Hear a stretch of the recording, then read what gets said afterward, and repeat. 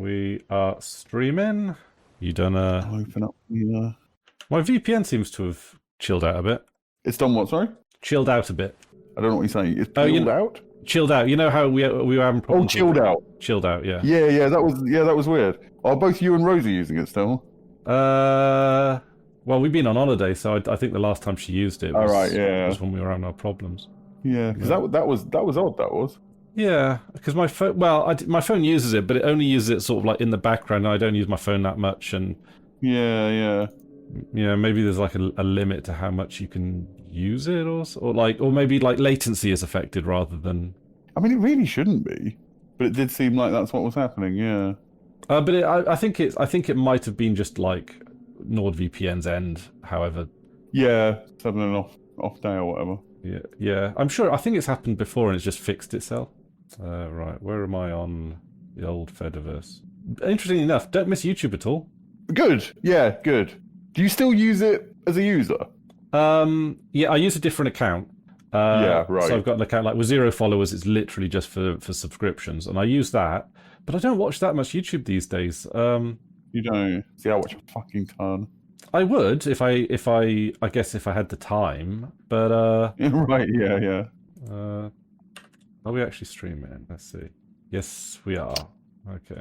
By the way, I don't know if you've upgraded to lately. We're on Archer's on the 7 point whatever kernel now. All right, yeah. And apparently there's big. I mean, they often say this, but like this one seems like a genuinely big one. There's big sort of efficiency up stuff for our hardware. Oh, I believe. Okay. There's a lot of AMD stuff and a lot of I don't mean efficiency. What's the word I'm looking for? Optimization. Yeah, like performance, better performance. Yeah, efficiency is a perfectly good word in that circumstance. Oh, I've got to re-authenticate myself. I've actually switched back to Firefox. Yeah, I don't think I could make do on LibreWolf. Just I know how much little stuff doesn't work. Yeah, it is the. It's getting rough on Firefox now that everything is just Chromey, but adding an extra, for the sake of a bit of security theatre, I'm not bothered. Well, it was security theatre. That's a good term for it. Originally, it was the keeping the AI out of it that pushed me over, but now that there's the kill switch, then it's fine. I mean, I'm on Qt Browser for 99% of stuff, and then I just Firefox for anything that I know Qt Browser's not going to be good at. Yeah, maybe I should get back around to doing Qt Browser. I like Qt Browser, but it's very much what is it? It's not really the key. Honestly, I was going to say the keyboard. Like I like the keyboard driven. That's not really what keeps me on Qt Browser. I think it's just the way you can configure it, and it just stays the fuck out of your way. It's not trying to be all. It's not. The web page is the point. I think that's what it is. Okay. Yeah, definitely. Yeah, that's kind of a bit. I mean, I'm sort of a bit using Firefox a little bit like that. I've got the vertical tabs, which I quite like. Yeah. Oh, yeah. I don't know. I was going to say I don't know if it's placebo, but it's definitely not placebo. But I don't know whether it's something that's just already been fixed that I haven't noticed for a while. But you know how whenever I streamed on Discord, it would make my game a bit choppy and stuff like that? Yeah. Since going on the 7 kernel, it doesn't. Oh. So I don't know if that's just things gradually getting better over time or what. But yeah, seems nice to see. See, we'd have to wait 2 years if we were on Debian. Yeah. You know, I like Debian, and Debian definitely has its place, but that's a big win for Arch. I mean, the thing, like the Debian, you don't. I mean, it's the stability, isn't it? That's as in unchangingness. Yeah, that's the big thing. Yeah. But like, I run Arch on my laptop. That's when I go to bed, just for watching YouTube before I fall asleep. And I update that. I've been thinking about it. I think I update that about once a year at most. Okay. And obviously, it's probably insecure in some ways. But do I give a shit really from a bedtime laptop? Not really. No. Right. I mean, I think people always forget about the option of just don't update. I mean, I don't really know what is the good Arch citizens like update schedule. I mean, I just update when I'm in a terminal and I'm bored, which can be 5 times a day on one of them kind of days, and then I can go for a month without updating. You know. Yeah. So yeah, mine's very sporadic. Mine too, to be honest. I did it last night before I went to bed, which was risky, to be honest. Yeah. I'm always yeah. If I do it, if I'm tired and I do it before bed, I'm like, do I do a reboot just to make sure it still fucking boots? I'm like, fuck it, I'll do it in the morning. It'll be something fun to do in the morning. Yeah.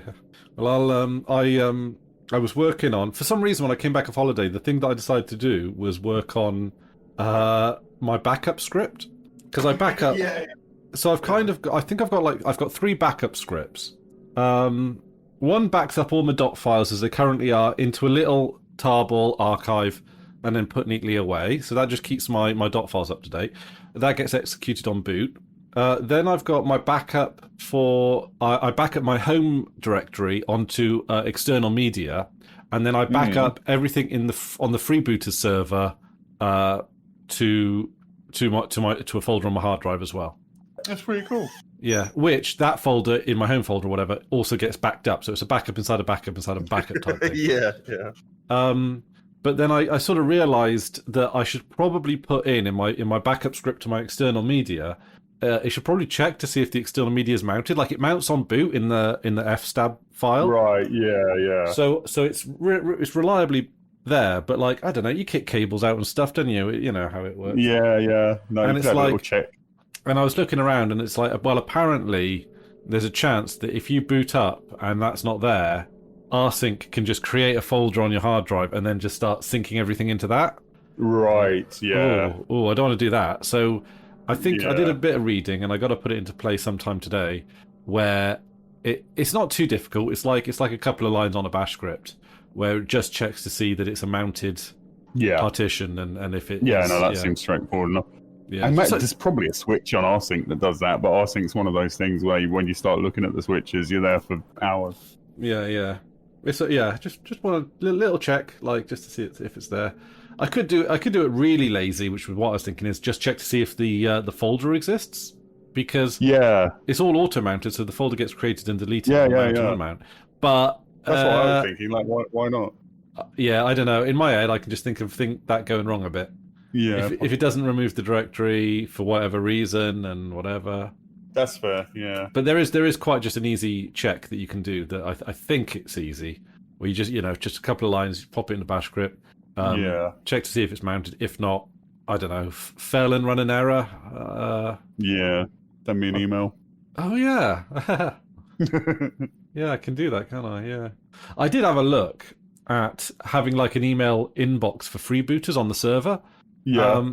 So it'd just be a catchy, like, if we, it would be easy to send out from, say, for our own emails because of spam catches and all that kind of thing. But I assumed that there'd probably be nothing wrong if we just had a bucket, an email bucket, where people could send emails in for both of us, and we could just periodically check them as we want, or forward them to us or whatever. But I kept getting all these like dire warnings from people on the internet. Spam. You're going to get shitloads of... You have no spam filter. It's like, oh, running a spam filter, that seems like work. Should I? Do I need to? Can I limit the inbox size? Yeah, I mean, I've read that stuff from like the doomsayers, but I've also read stuff that's countering that, going like, no, they're overplaying this. Like, yeah, you might get that, but it's easy to fix. Blah blah blah blah blah. I can live with spam on a public email. You like, when it's private email, it's a bit more like, I don't know, I feel like they're inviting themselves into my home a little bit. But when it's a public email that I check when I want to do that kind of thing, I can sift. I get the odd spam on spam. Yeah, I get the odd spam on my Postio, but it's like one a month or something like that. Yeah. I think Postio has some kind of spam filter, but it's quite. I'm sure. Yeah, it's quite like, not basic, but Yeah. I mean, I get a lot of on my public email. I get a lot on Postio. I get a lot of like, we've got marketing leads for you. We've got. Do you want to try out some surgical? I think I pasted one of those into the Discord the other day. It was basically saying like, your website could be improved. Oh, like, how dare you? Yeah, how dare... It's like, you could rank higher on Google. No, I rank as high as I want to be on Google. Like, to be honest, it's fine. I couldn't... If someone wants to know who I am, they can find my way. Like, it's really not hard. I've tested it many different ways. There's not that many Chris Wares in the world. And I come at the top of the rankings for my name, and if it's not my name, it is / was my YouTube channel or my Mastodon or whatever. Like, people can find me. It's fine. I don't like you. You have nothing to offer me, Mr. CEO person. I fiddled with something this morning. I had, you know my movie rating thing that you saw the other day. I added bar charts for how many are in which number, kind of thing at the top there. Sorry, bar charts for how many are in which number? I've sent you a link. If you click on it, it'll make more sense. I'm trying to explain it with words. Yeah. Oh, that's cool. So you give a lot of sevens, you give a lot of ones. Yeah. Is that a is that a little bash script thing that you do? Yeah, so it's just part of the bash script that statically makes this page. It's still all statically generated, but yeah, it just does little calculations and adds them all together. And I kind of like that. If you ignore 1 to 3, it's a nice kind of normal distribution between 4 and 10. And I kind of hate that 1 to 3 ruins that. Oh, you don't like the Matrix? You gave the Matrix a 1? I fucking hate the Matrix. Evidently. Yeah, not a fan. Star Wars on any level, really. Star Wars prequels and sequels. Yeah. Last Jedi, Force Awakens. Oh, what, Rise of Skywalker? Or have you just not seen that? Yes, I've seen that. Yeah. Oh, okay. Hang on a minute. Did I rate it, or I think? Oh no, you haven't rated it. Yeah, with Star Wars, it's pointless to give it. Just watch them all and keep giving them ones. Well, I knew I was going to hate it going in, so it's not like I'm going to, I didn't hate it. Solo, Star Wars story, all Star Wars. Sneakers, you gave Sneakers a 1. Oh no, okay, so Solo, yeah, no, Sneakers is terrible. Sneakers is amazing. Solo is actually, honestly, my favourite of the modern Star Wars films, but at that point I was going through a policy of, if I watch a Disney film, even if I like it, I give it a 1 on principle. Inception, a 1?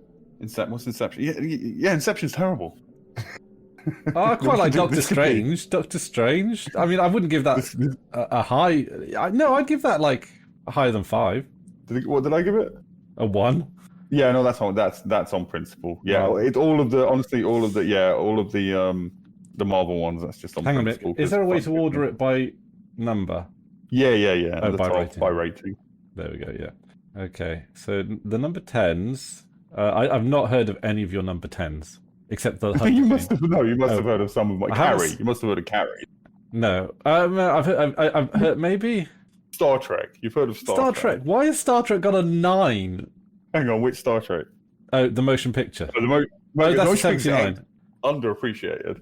Flash Gordon. Flash Gordon's amazing. What, are you going to tell me Flash Gordon's not good? Flash Gordon is like mid. It's fine. No, the costume.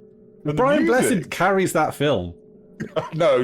Brian Blessed is amazing in that film, but everything is amazing in that film. Ming's daughter carries that film. I can't remember what Ming's daughter looks like. Is she hot? Fucking beautiful, yeah. And Okay. Dale as well. Yeah. A Knight's Tale. This should be a freebooters. You just slagging off my movie rating.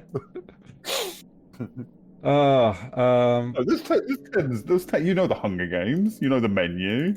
The menu? No, I don't know the menu. Conclave? You gave Conclave an 8? Maybe I should watch that. Is that just because you're Catholic? Crank! You gave Crank High Voltage an 8! What's wrong with you? That's a great film. Well, are you saying it should be higher or lower? Crank? With Jason Statham? Yeah, it's amazing.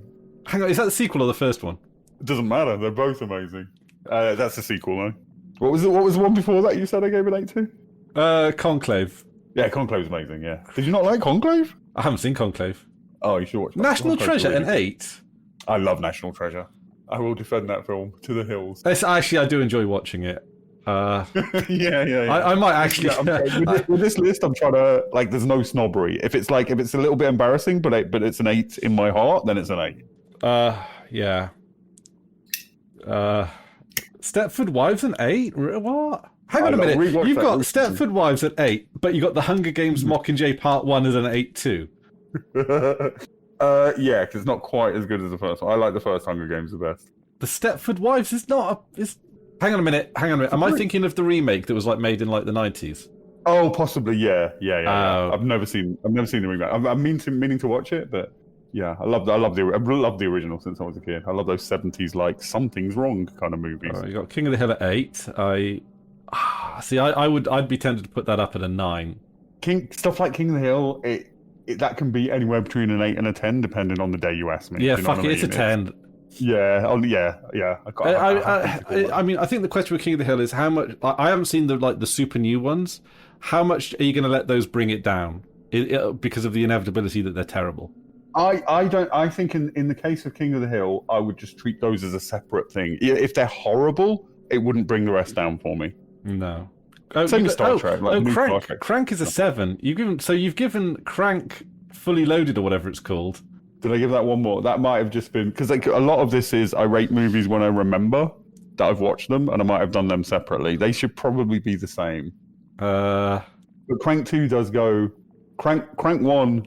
Crank 2 goes harder. Crank 1.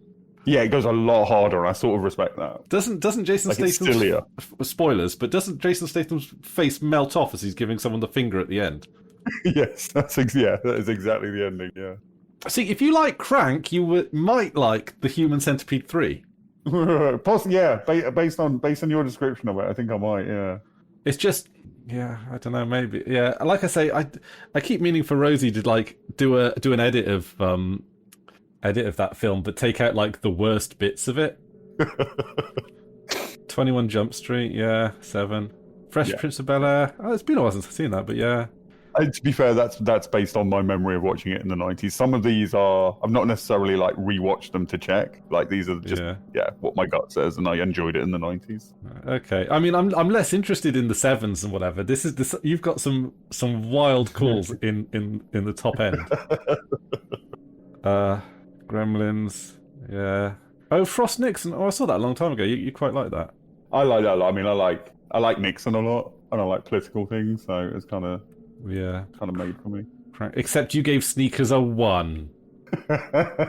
Sneakers is hacker films kind of fall into 3 categories. The ones that are kind of accurate, accurate enough that they're believable, and you can watch them on that basis. Then there's the opposite end of the spectrum where they're fucking silly, but you can enjoy the silliness, like Hackers. Yeah. And Sneakers for me is in the uncomfortable middle, where it's not fun enough to take it as a silly one, and it's a bit too silly to be taken as a serious one. See, I mean that you just said words there. It's fine. No. What you've explained the film relatively accurately, but then you've given it a 1. It's like those Steam reviews, which is played. That's fair. That's fair. No, to be fair, no. I think that was my mood at the time. It doesn't deserve a 1. It does not deserve a 1. No, it doesn't. And also, I've not watched it for a very long time. I will rewatch it and I will reassess it. French and Saunders gets a 1. I fucking hate that kind of humour. Have I got news for you? That's a 1. Yeah, I remember when that started out in, what was it, late 80s, early 90s, and I was 12 or something. I found it very funny, and then it just got worse and worse and worse and worse over time, and more reactionary over time. Yeah, to the point where it just made me hate it.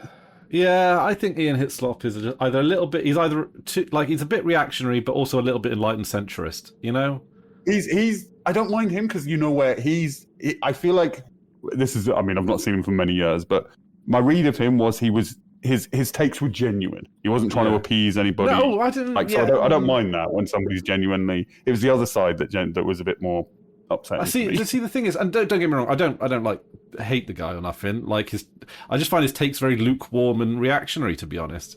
Reactionary in a centrist kind of way. I think he's very almost. I mean, he's very Oxford, Cambridge. Yeah. In a bit of an old-fashioned kind of way, and I'm okay with that. He is what a Tory should be. Yeah. He's basically. Who's the? I don't know if he's still alive. Kenneth Clark. He's Ken Clark. Yeah.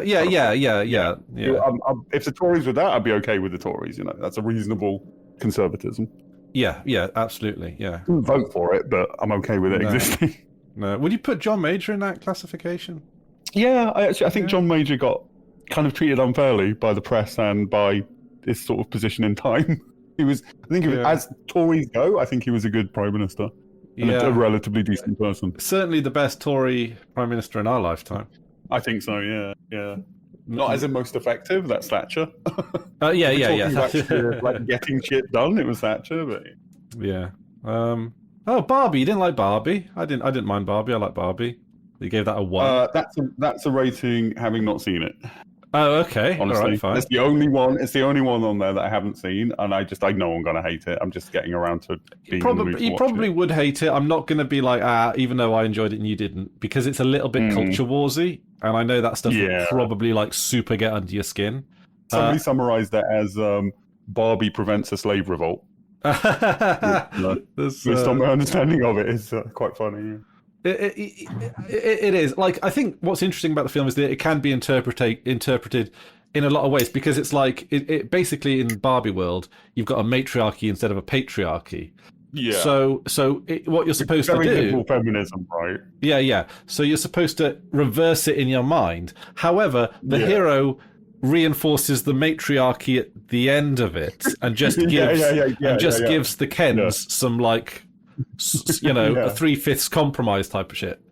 It makes me think of there's a Ruth Bader Ginsburg. There's like an interview with Ruth Bader Ginsburg, and somebody asked, "What's the ideal number of women to be on the Supreme Court?" And she said, I can't remember what the number of justices is, but whatever the number of, I think it's 9, right? Yeah. She said the ideal number would be 9. We've had 9 men for a long time, and nobody complained about that. And I'm like, didn't you? Isn't that the fucking point? Didn't you complain about that? I mean, I wouldn't oppose it. I wouldn't have until she said that. Okay, so I get the the Avengers. Although I feel like you're doing the thing with Marvel movies where you're giving them 1s on principle. Yeah. If you ask me about any of them, I'll give them a genuine. I should go through and give the Marvel movies a genuine rating, because I'm over that the anger now.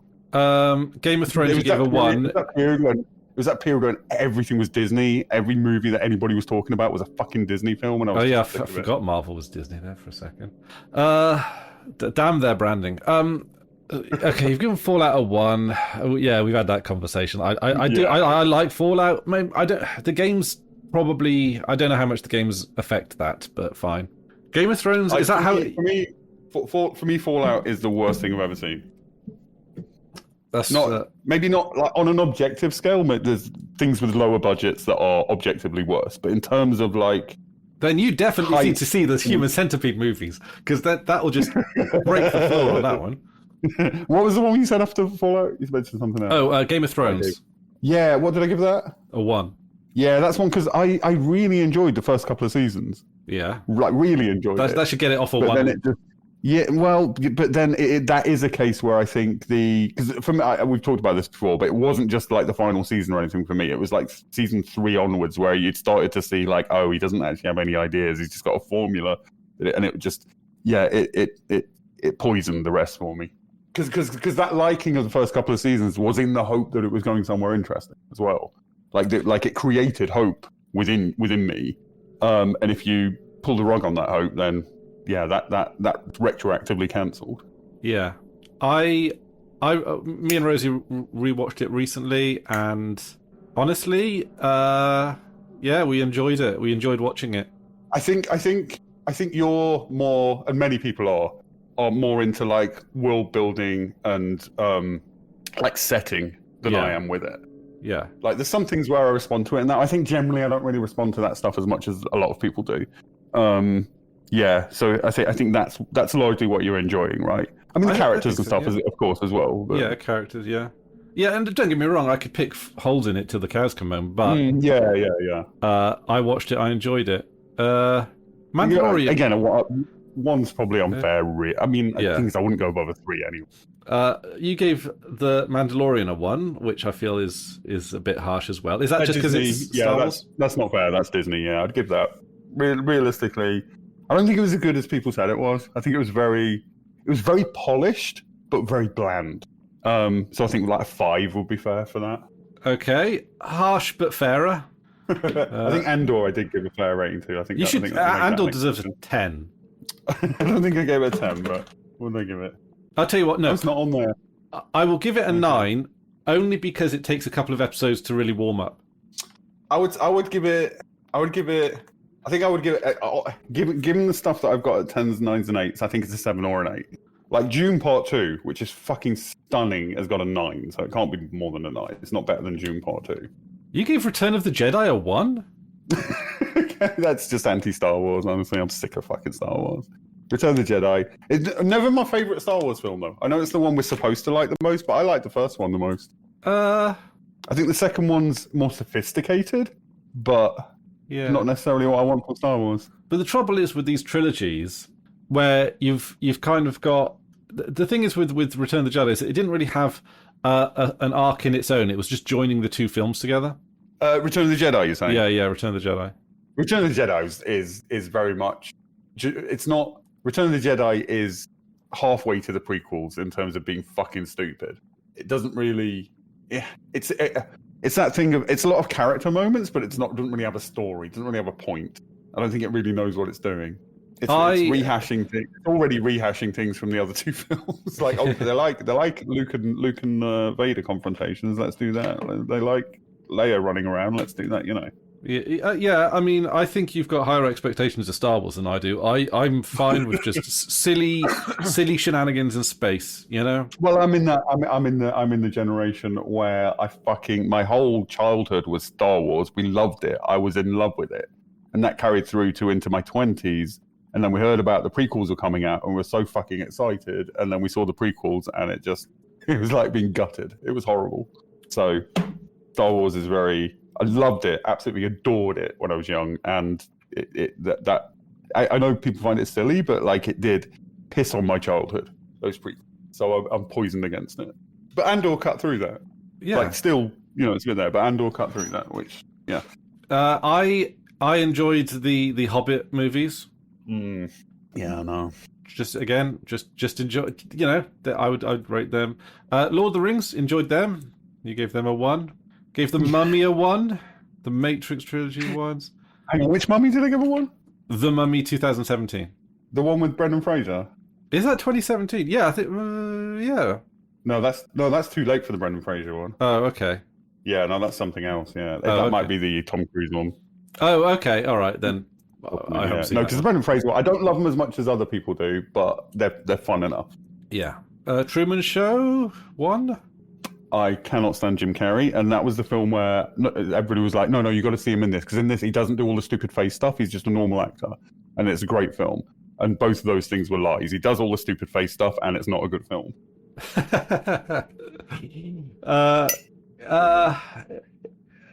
I mean, I wouldn't give it a 1, but it's Oh, you got to put something in more. You gave Wednesday a 1. The TV show? Yeah, on Netflix. Yeah, that was all like style over nothing. I would say it was substance, but completely insubstantial, but very stylish, and I'm done with that. I enjoyed that. Oppenheimer, you gave a 1? Yeah. One of the worst films I've ever seen. Why make a film about Oppenheimer and then concentrate on all the things about Oppenheimer that are not interesting, and then spend 50... Like, I don't care about his fucking personal relationships and who he had affairs with. And I don't care... Like, 50% of the film is like... Is just the director going, he didn't give secrets to the Nazis, to the Soviets. He didn't give secrets to the... Like, A, I don't really fucking give a shit, and B, like, I would like him more if he did. Why are you spending so much effort in being so insistent that you didn't pass secrets to the Soviets? I don't fucking care. The actual Manhattan Project takes up about 5 minutes in that film, and that bit is really bad as well. To be honest, film. It was kind of amusing because I think it was like Jake. Do you know Jake Paul? Yeah. He said everyone laughed at him because he said the film was just all talking.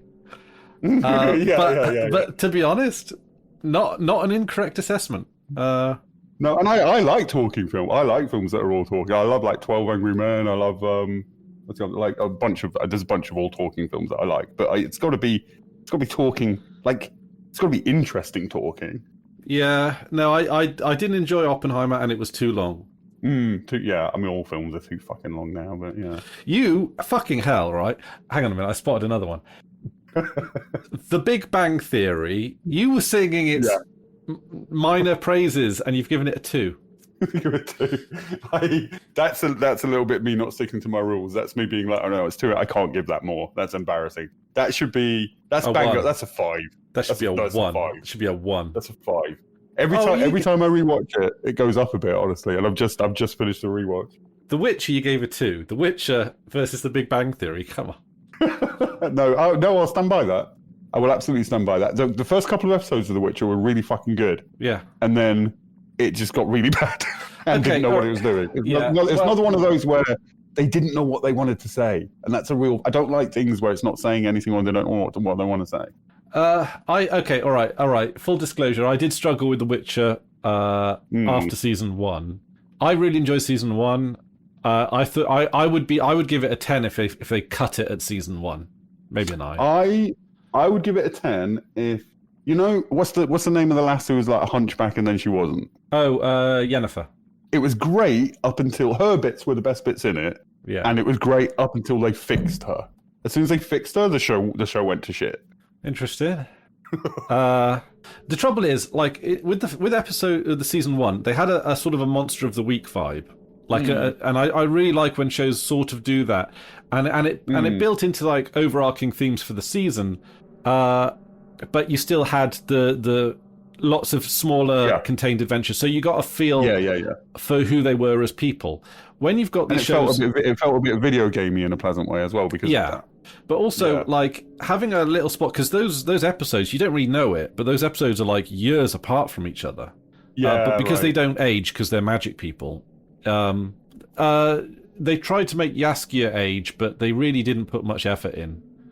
Like he was supposed to like theoretically he was supposed to be the yardstick, so he's supposed to get a bit older, but he doesn't age either, and the show's going on for like 50 years or whatever. So I don't know what's happening with him. I think he's supposed to start off as like a young lad, and then he's supposed to be like they mention he's got crow's feet. That's a cool idea, but they didn't, as you say, they didn't really deliver on that. Yeah, but season 2 was just basically a long film that was just cut up into, and that just ruined it. And not a particularly interesting film, really. I think it was too.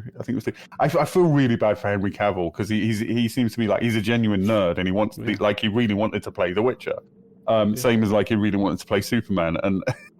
And he's really good in the roles. Like he was amazing as The Witcher. He was perfect for that role, same as Superman. But he just gets fucked over by the material or the director or whatever, just being shit. Yeah.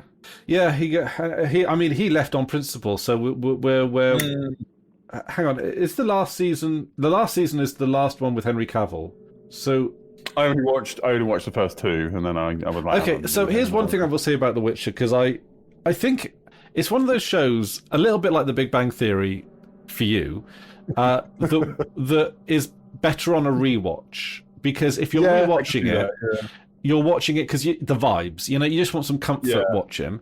It's fine on that. If you're looking for a story that compels you, then you're going to be disappointed. But if you're looking for some, it's like a Let's Play with a higher budget. It's Then I can live with it, but. I think the Witcher just disappoints me with the fact that I really enjoyed the first season so much, and then they just threw everything that was good about it out the window. Which is just it was Netflix, wasn't it? Which they do have a sort of habit of doing that, which is a shame because they're on to winners sometimes, and they just fuck them up. You gave Rogue One a 2. I don't like Rogue One as much as everybody. For everybody else, that seems to be the one they like, but I don't. Really. Do you know what? There's aspects of it I think are fine, but it's too mimicking a war film, like a Vietnam War film. Not interested in that, and a lot of the acting is very bad. I've seen that film 5 times. I couldn't tell you what happens in it. Yeah. There's something about Casino aspects of it I really like. There's also, and I don't really like being like a plot holes kind of person, but like they could have got off that fucking planet at the end. The sacrifice seemed very artificial. Yeah, but it's because Mon Mothma in fucking New Hope says... No, I know. But then write a better story for why they couldn't get off the planet. Like, it's just like, well, we've done our job, so now let's just sit by a nuke. Well, to be honest, I think Andor in some ways makes it worse. You said Andor makes it better. Yeah. No, in that aspect of it, I totally agree. Yeah. But see, the thing is with me, I actually, and you're going to just so disagree with me on this one, I actually prefer the Star Wars series over the Star Wars films. Because Star Wars works best as a setting. Which series are we talking about? Oh, I would say all of the live action ones, really. Mandalorian. You're not talking about like Clone Wars and shit like that. No, not the animated ones. Yeah, you mean the modern stuff. The modern stuff. Have you seen many? Like, have you seen like The Acolyte? Yeah, I like The Acolyte. I've only watched the first few episodes, and like I know its problems. I know what its problems are, and I'm sort of like, I'm willing to. I like what I saw of the Acolyte. I think that could be fun. It felt very like KOTOR-y. Yes, it was. It's to be honest, I would sort of say it's like Star Wars for women. Because they had women showrunners on, Yeah. and there is a bit of female gaze in there. There's a bit of sex in there, like it's kind of. Yeah. I think I've seen clips of like the Coven of Weird Space Witches or whatever. Yeah. They I mean, I'm into that. what's it, Manny Pacquiao, or what's his name? No, Manny Jacinto. Yeah, sorry, I'm thinking of the boxer. Right. That's what I thought. Yeah. He gets a bit sexy in it. Yeah. I think more sexy stuff is good. The lightsaber battles are really good because the thing is they've got like older versions of the lightsabers, so I don't know. There's a bit more jank to them in a good way. Yeah. And Andor was a bit janky as well. And I think that. Yeah. I think Star Wars needs to be a bit jank. Yeah. Because there's because the thing about Star Wars in Return of the Jedi was there's that famous scene where everyone's fleeing Cloud City and there's the guy that's just like grabbed an ice cream maker and is running, and they just wanted like spacey looking props. And then in The Mandalorian they turned that into an actual carrying case for money, which is, but like that kind of jank. I know what you mean. They took something that was jank and then they well, it's when they take like very background things. Like this is one of the problems with Star Wars. Like it's like every little fucking thing has to have a backstory now. Like the amount of fucking information on all the buttons on like Darth Vader's suit. Like it's just some prop that somebody slapped together in the 70s. Like, stop it. Yeah. But yeah, the jank is good, and I'm gutted that the Acolyte got cancelled after season 1. Oh, it only got one season. They only got one season. They wanted to focus on the newer stuff, as in like the newer stuff. I think I'll watch the Acolyte. I think I'll make that my next watch. Maybe we could have a chat about it afterwards. Absolutely.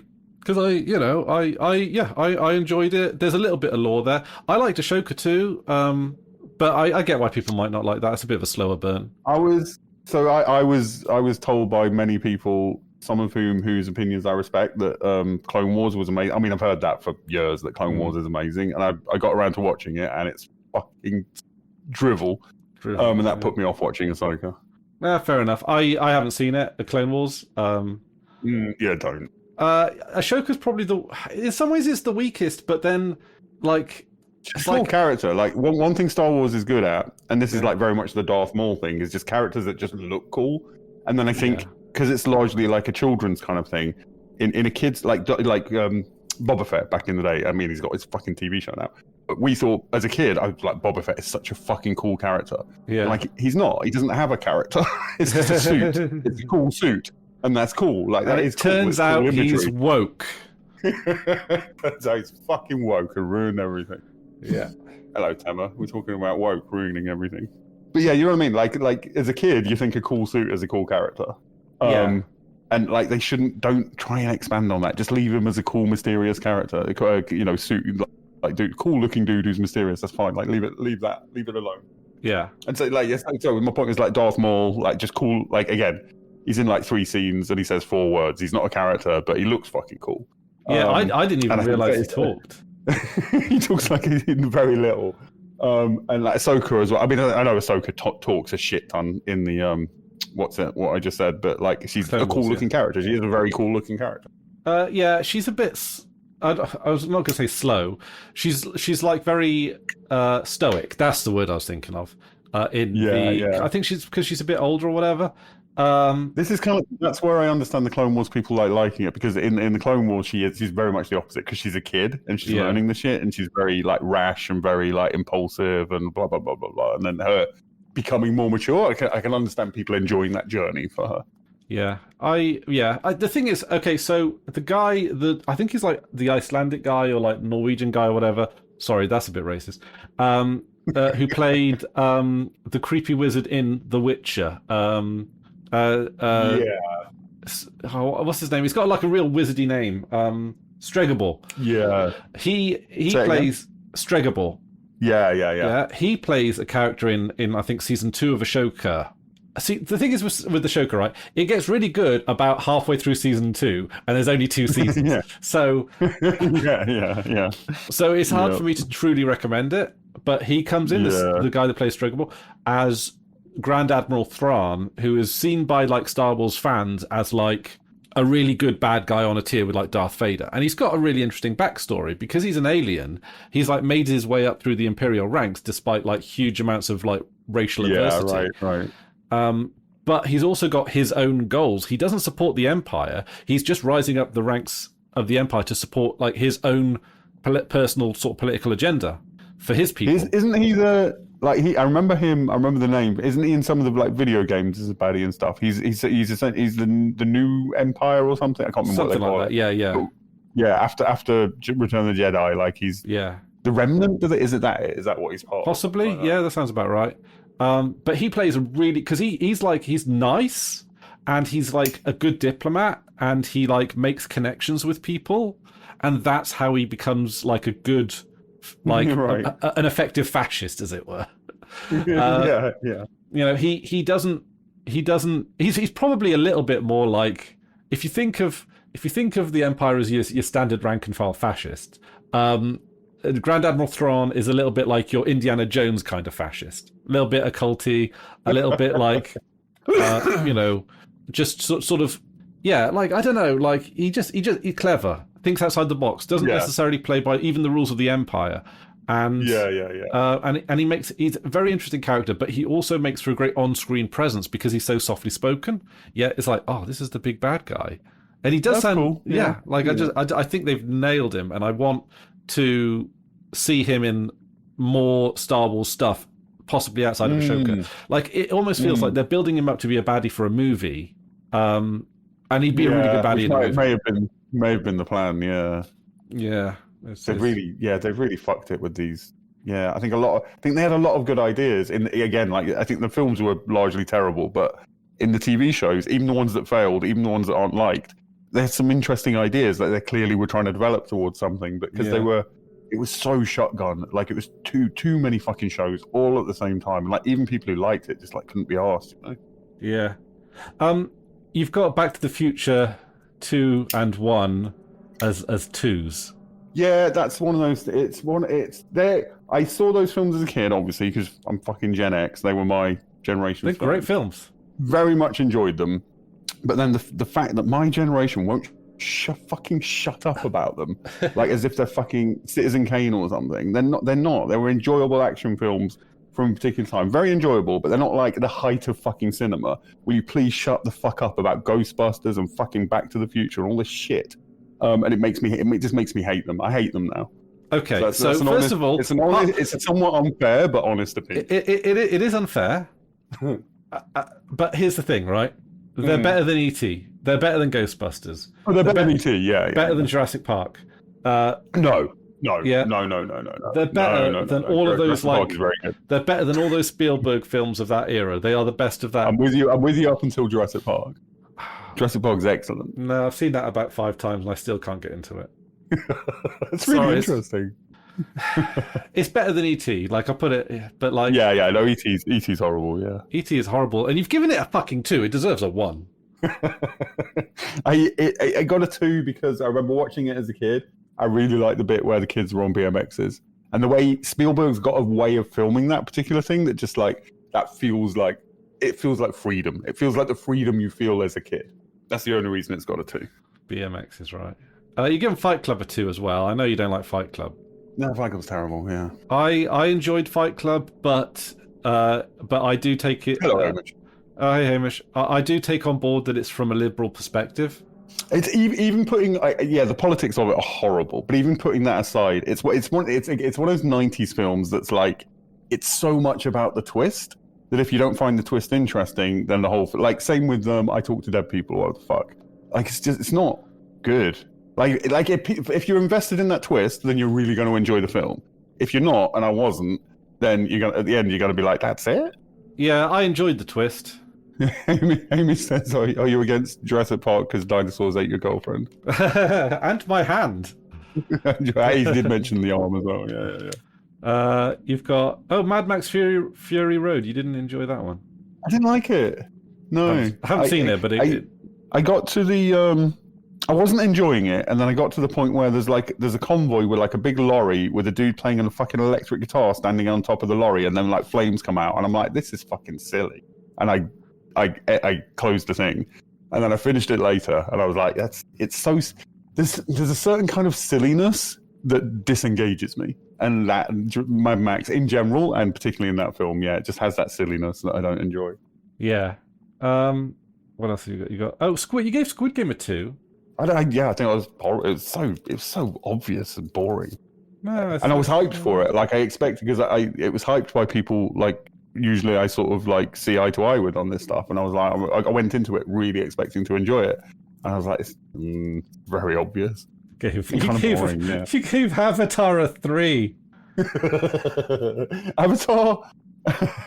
It's one I often, sometimes I tend to avoid like really hyped things, and I avoided that one for decades. I didn't watch it till many years later, and I watched it, and I was like, yeah, it was alright. You know what I mean? It's like wasn't as good as I was expecting, but also wasn't as bad as I was expecting. It was just like, yeah, it was okay. It's like Pocahontas on an alien planet. It's fine. I recently saw K-pop Demon Hunters, which you've given a 5. Yeah, it's fine. It's fine. Yeah, it's fine. It's very I've got a theory that Gen Z, in terms of like music and media in general, movies and stuff, they really want bland because the world is so chaotic. That is my theory. Yeah, they're retreating. Like they just want comfort. They just and all of their media is fucking bland. Yeah. K-pop Demon Hunters, like it was enjoyable, like peppy songs, like and nice animation. That was enjoyable, but it wasn't saying, it was bland. Yeah, no, that's fair. You gave Shawshank Redemption a 5. That's one that I liked a lot when I watched it, but subsequent rewatches have made me like it less and less. Oh, interesting. Okay, interesting here. Hang on, is Once Upon a Time the series? Yes.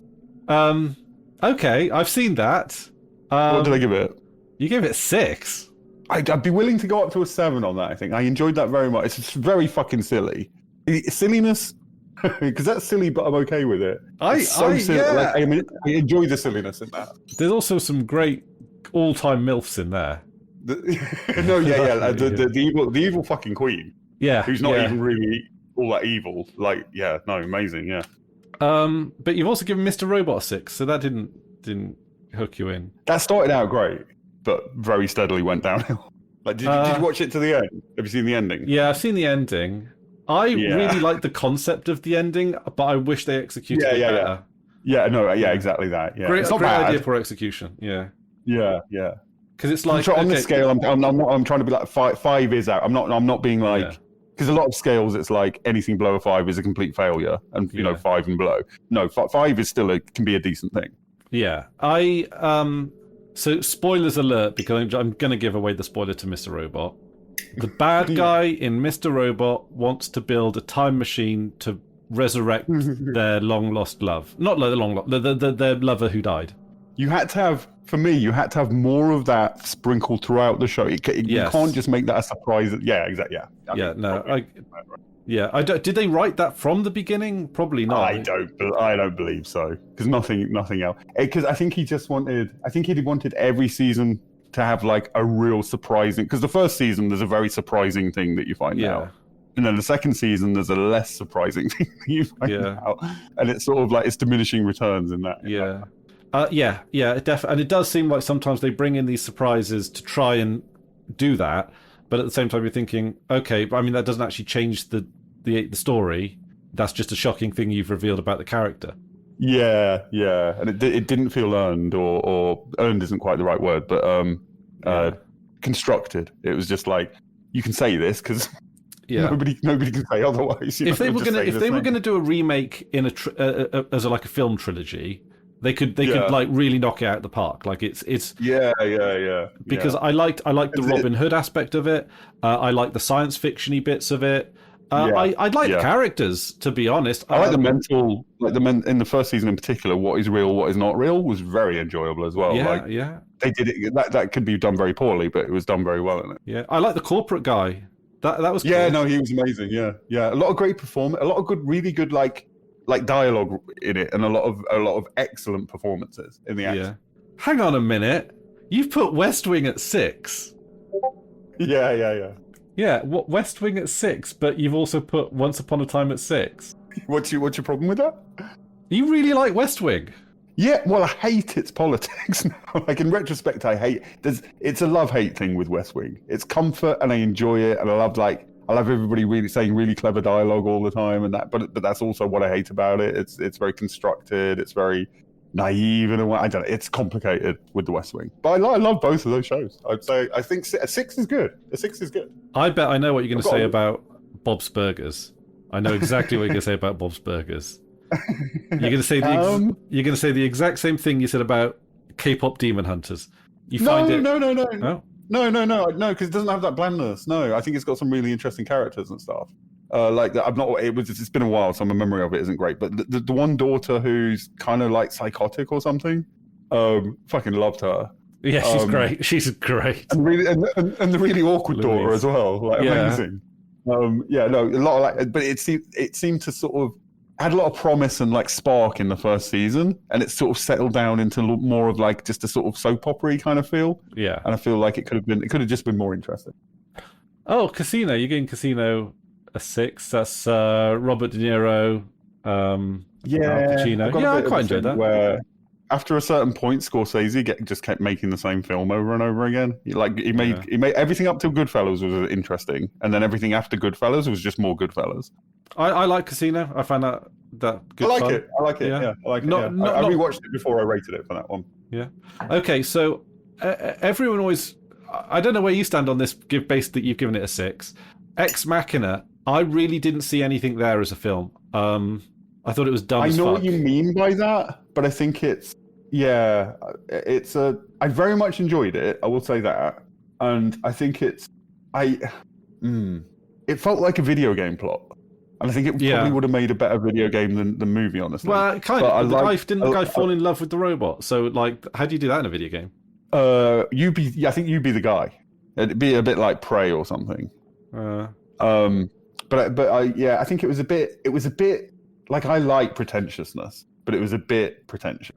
Its idea wasn't as clever as it seemed to think it was. But what if you fell in love with a robot? But what if a robot but hot? Yeah, no, exactly. Yeah, literally. What if a robot but hot is? What if slavery but robots? You're like, but given the premise was what if a robot was but hot, it did do that very well. I sympathized so hard with the robot and also had a crush on it. Your job is to be hot. Like, oh man. I mean, it probably it says some things, but it says things that we already know. You know, yada yada tech bro, yada yada objectification of women, yada yada. You know, it's. Exactly that. Yeah, I remember it saying nothing at the time that wasn't just like, But also, I agree with that. You've given Ocean's 8 a 6, which I'm kind of impressed at. I like Ocean's 8. That is my favorite of the Ocean's films.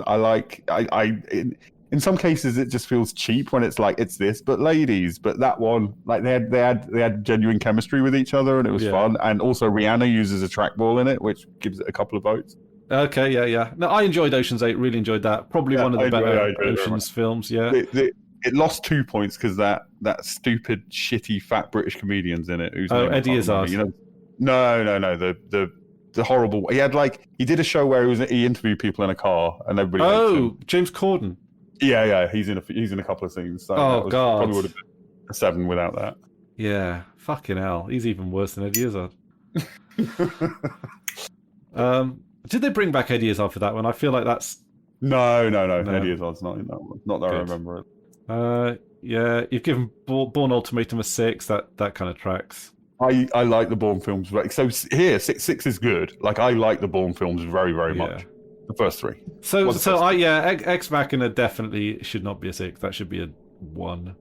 Oh, you dislike it? It was very well made for that premise, though. I agree the premise is very obvious, and it's not everything. It's saying things as if it's saying something clever, but exactly what you said. It's stuff we all know. District 9 had a better take on those kind of themes, I guess. Yeah, no, definitely. I don't think I've rated that one. I should rate that one. 21 Jump Street, giving that a 7. I think, considering that film stopped Kanye West from being anti-Semitic, I think deserves a higher score. I didn't know it did that. Yeah. So Like like Clever says, I do love my schlock. I love my guilty pleasures and my schlock.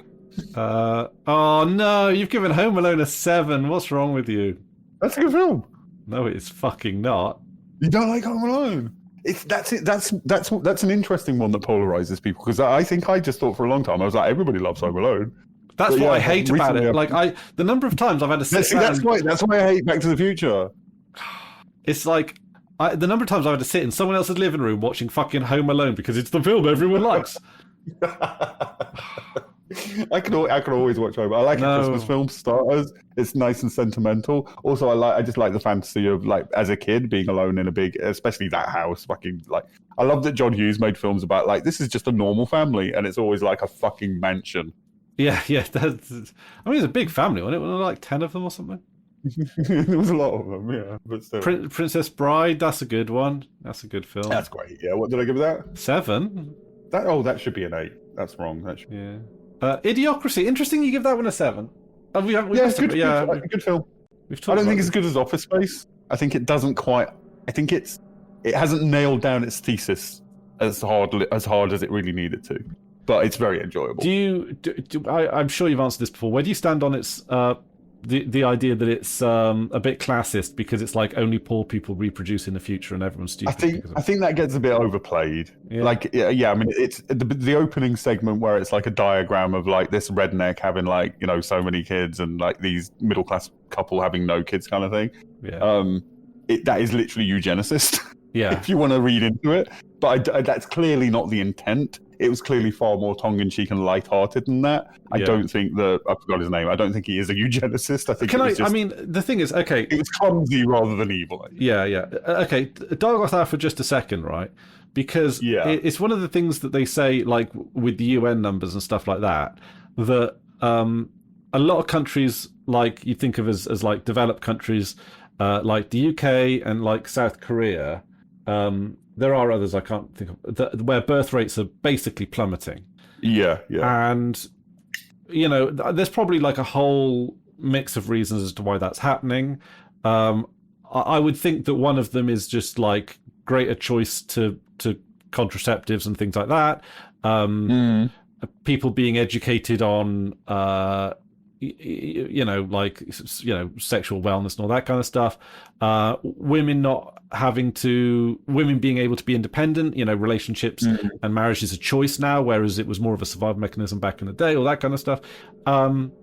You could also argue things like, well, you know, people might factor in things like cost of living, or they might enjoy their life without kids to the point where they become too old and then just let it drift. I mean, when you ask, because it's interesting because we don't know the cause of it, but it correlates very strongly with education. Yeah. But when you ask like educated middle class people the reason why they didn't have kids, they say money. Yeah. Which is all adds up to something interesting, but yeah, I don't know. I don't know what it is. I mean, I don't know if it's a middle class thing. I think there's plenty of working class people that fit that paradigm as well. But no, for sure, yeah. But the lower you go down, the more kids people tend to have. Like in that, you know, he was right in that regard. I'd be interested to see that on like things like census and stuff, like how that correlates just within the UK, because like I think that's one of those things. That's like it's one of those things that's historically true as well. I think just like the poorer you are, like even comparing rich countries now to poor countries now, like poor countries just have higher birth rates. Oh yeah, well we know that with poorer countries, but a lot of poorer countries also don't have, you know, the contraceptive choices, the sex education. All that kind of thing. Sure. So I mean, am I saying is it money or is it education? Because money and education themselves are correlated, right? Yeah, not strongly, but yeah, for sure. Internationally, vaguely, yeah, like they tend, they certainly tend to correlate. I don't think it's I mean, I know it correlates with education, but I don't think it's not like education causes people to not want kids. I don't think that's what it is. No, but it educates them on their choices. It lets them know they have a choice. Education. No, I don't think it's that. I think it's having a life that you don't want to disrupt. I mean, that's certainly a possibility. That's certainly I think that's what it comes down. If your life is already chaotic, then fuck it. A little bit more chaos doesn't really make any difference. But if you've got a sort of even if you in theory want to have kids, it's a very difficult thing to do when you've got a very comfortable, very regularized life. Interesting. Because I got no evidence gut thing. Yeah. Yeah. I don't know. Yeah, I don't have a gut instinct on this one. because I think that it's very much. I don't know. I just feel like it's a case. See, I think in some countries, like marital rape is more common, and yeah, for sure, yeah, and you know, and sort of women's rights are just much worse than they are here, and I think that probably has some kind of impact. I do know that when they factor contraception into it, availability of contraception, it doesn't affect it. It's still poor countries reproduce more, even in countries where there's a lot of poor countries where contraception is freely available. Everybody knows about it, the education's there, but it still seems to be like, yeah, poorer you are, the more kids you have. Which it might. I mean, I know this has been. I don't like evolutionary biology as an explanation, but it's if things are precarious, you want to reproduce. It makes some sense. That makes some sense, yeah. But the question I asked then is but why does it correlate with is it financial? I think it's like you said. I think because education correlates with income, and income correlates with being comfortable. And being comfortable, I think it's a peculiarity of being comfortable under capitalism, where you're comfortable in the sense that you have all the things you want and need. Your life is relatively comfortable. You know, have a nice car where you drive to work. You enjoy that you work. You might even enjoy your work. You know, and having a kid that you know will disrupt that is difficult. But I think it's also, I think even when you're comfortable under capitalism, there's a degree of precariousness. Yes. Like it always feels like it could be taken away from you, and I think those two things add together to maybe. Yeah. Now that I think you're very spot. I think there's a lot that rings very true to me actually, because I would, most people would consider me in a comfortable position. You know, I've got a job, don't hate it. You know, live in a house that's nice, and you know, there's not, you know, like I would say. Yeah, I think like if the expense of kids didn't hit it so hard, and like the concern, like what, you know, like childcare, like who has to take time off work, if all of that wasn't a concern, it's like freely available for free childcare, and like you got your formula and baby food for free, I imagine that would change things a lot. I would say the fact that we both have jobs makes, like, if one of us lost a job, I think that level of comfort would decrease. Would survive, but it would decrease, and so there is a precariousness to this level of comfort. Under capitalism. Exactly. Yeah. Exactly that. Yeah. Like it could all get fucking rug pulled. Yeah. In a couple of bad months. As opposed to like if you're dirt poor and got nothing to lose, then you got nothing to lose. You know, it's like, well, we'll find a way. We've fed 5 mouths, we'll feed 6. You know. Yeah. I don't know. Interesting. Yeah. I don't know. But also, I do feel that the fact that everyone has their own story is a big player in all of this. Like, I think. Well, it's like, yeah, you can look at like global trends and national trends and all that kind of stuff, but I feel very strongly, again, this is a gut thing with no evidence, that everyone's got their own like reasons and perspectives on whether or not they can, want, or should have kids. Yeah. That, I don't know, it feels like it's one of those things that it could be, you could overanalyze it almost. Yeah. Which again is a thing that comes with a certain kind of, the combination of comfort and precarity. Yeah. Precariousness. It's that weird, yeah. Oh, you've given Don't Look Up an 8. Sorry, say again? You've given Don't Look Up an 8. I like Don't Look Up very much. I know it wasn't generally blah blah. Everybody said it's too on the nose. It's like, it's got to be on the fucking nose at this point. No, I very much enjoy that, yeah. I haven't actually seen that, but it's, yeah. I'd recommend it, yeah. As long as you know going in that it's like, it's not subtle. Yeah. It's not a clever parody. It is a look how fucking stupid this is parody. But it's I enjoyed it a great deal. Given The Expanse a 9. See, if The Expanse went up to season 3, that would be a 10 easy for me. Yeah, I think so. Yeah. Because the thing is, when we were doing Space Virgin season 4, I like looking back on it. That was the best out of the 3 later seasons as well. Yeah. Because there was a little bit of, they're discovering a new world. Yes, there's there's some social turmoil. That's some interesting stuff happening. Yeah. But I mean, we said this numerous times while we were doing it, but yeah, it's it never got bad. It's not that it was bad. It just never hit the highs of the first couple of seasons. I mean, season 4 could have been a film, and it would have been a good film. Yeah. Yeah. Also, the thing is, the one thing that got me is that they never talked about the interesting stuff about the world. Like, suddenly you discovered alien life. I want to know everything about that alien life. I want to know everything about that alien technology. And they just kind of... Yeah. We saw... I don't... There were like two types of aliens that were fighting each other, and it's like, okay, that's about that's all we know. Like...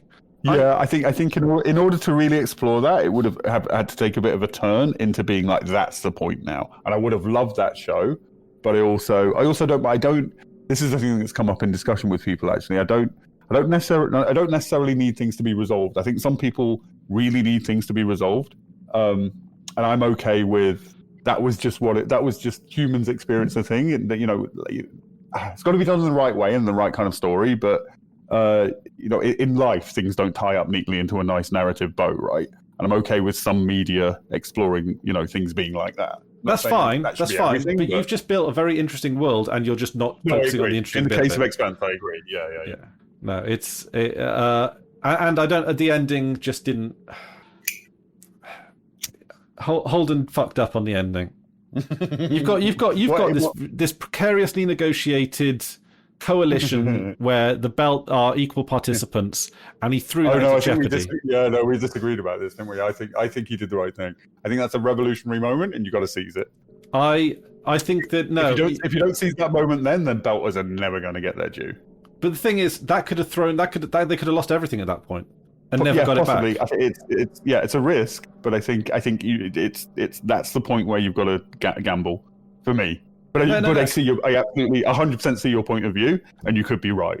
Like, if this world were real, you could be right for sure. Holden should have just become the figurehead, and I think that in many ways kind of can be almost like a political lesson, in that you have your figurehead that is much loved, and then underneath that, as their number two, you have the brains of the operation, Kamina Drummer.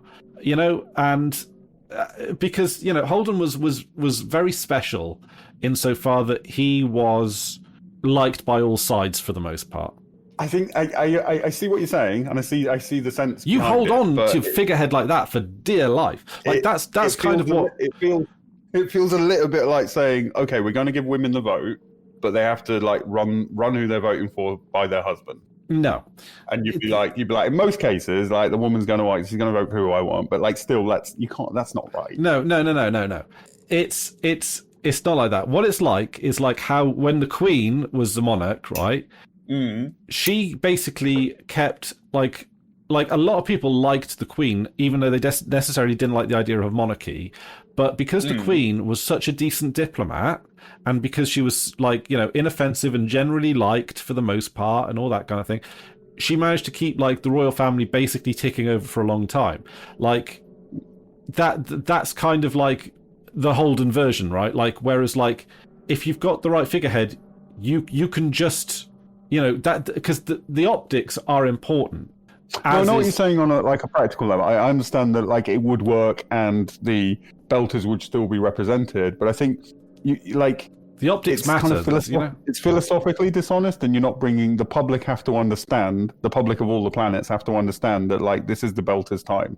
I think that matters. I think this is you're living in a fucking dream if you don't think the Belters are really the most powerful faction. Yeah. I don't know. It strikes me as being the one thing that Earth and Mars can unite on. No, I get that. That's a bit. Yeah, I think you're right about that, and that's why I say it's a risk. But I think I think if you don't seize that moment, the Belters are never going to get. A civil rights not generally won in little stints. Possibly, but that doesn't mean that's the right. No, it's not right. But it's in one go. I mean, yes. Those were. There's America where slavery carried on for many hundreds of years, and then there was Jim Crow laws for many decades after that. Yeah. Or there's Haiti where there was a slave revolt, and it was all fixed overnight. Okay, yeah, well that's. I'm not saying So basically, it comes down to can the Belters hold on to that power essentially? Yeah, I think so. They can always throw more rocks at Earth and Mars. Oh my god. I do get your point. Like, I'm not secure. Yeah, in no, what I mean, saying. I'm not. Yeah. Yeah, I don't know. It's tricky. And then, yeah. Okay. Anyway, yeah, you can sort of like, yeah, theorize that until the cows come up, which I think Yeah. maybe that actually says something good about the end of Yeah. I think the problem was that it was mixed. If you're gonna do that show, never bring in the alien stuff, or at least don't make it as fucking interesting as you did. Yes, yeah, That's the problem, really. yeah. Oh, you're giving Severance a 4. Yeah, I liked the first season. I hated the second season, so Yeah. So you give the Monty Pythons a 3, or Monty Python Holy Grail and Life of Brian a 3. That's another one that people. It's Home Alone. It's people won't stop fucking banging on about it. Like, it was funny and it's very Oxbridge in its time, very dodgy to begin with, but I enjoyed it as a young person. Well, the first time I saw it, very funny. There's a great bit in. Enjoy it, move on. Don't quote it for 50 fucking years. Yeah, there's a great bit in King of the Hill where they watch British comedy, and it's all like, "Ooh, I'm a man in a dress." Yeah. Ooh, yeah. Because what's the kid's name?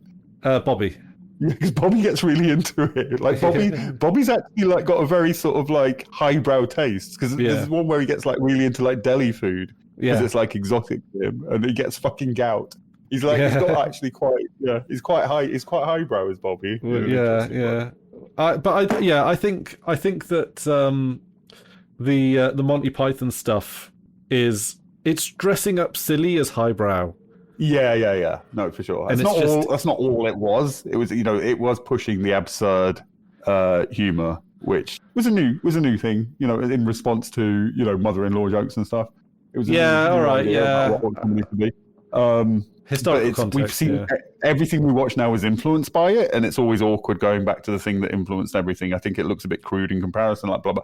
But there's certain people who won't fucking let go of it. Yeah, no, that's fair. You're giving Mean Girls a 5. I don't love that film again as much as many other people do, but I enjoy it well enough. Like I think there are similar films from a similar era that are better. Like Election, for example, I think is much better. Oh, I enjoyed Election. I prefer Legally Blonde. I enjoy that more as a similar kind of Yeah, okay, yeah. Wolf of Wall Street, you're giving a 5. Yeah, that's Scorsese again. It's fine. But see, do something. I reckon I could do a cut of Wolf of Wall Street and make it 10 times better. Making it half the length would make it better to begin with. First of all, I don't care about DiCaprio's fucking coke habit or his abusive nature. A little bit of that. A little bit of that is like half that film is doing coke on yachts. Like, come on. Well, there's that bit where he takes the Quaalude or whatever it's called, and like it's like I can't remember how long the scene is, but it feels like it's a half-hour scene of him just like struggling to like. And I get it after a certain point. Like I get it. Yeah. Move on. No, I don't. I enjoyed the businessy bits. Yeah. But all the silly bits made that. Given that you've said that, you should watch. I'm gonna type these to you, because you'll forget. But okay, number 1 is I'm recommending The Founder. Okay. Which is a true story about the founding of McDonald's, and it's Wolf of Wall Street if you just concentrate on the businessy bits. Okay, all right, that sounds good. You've given Pulp Fiction a 5. That's interesting. And Ocean's 11 a 5.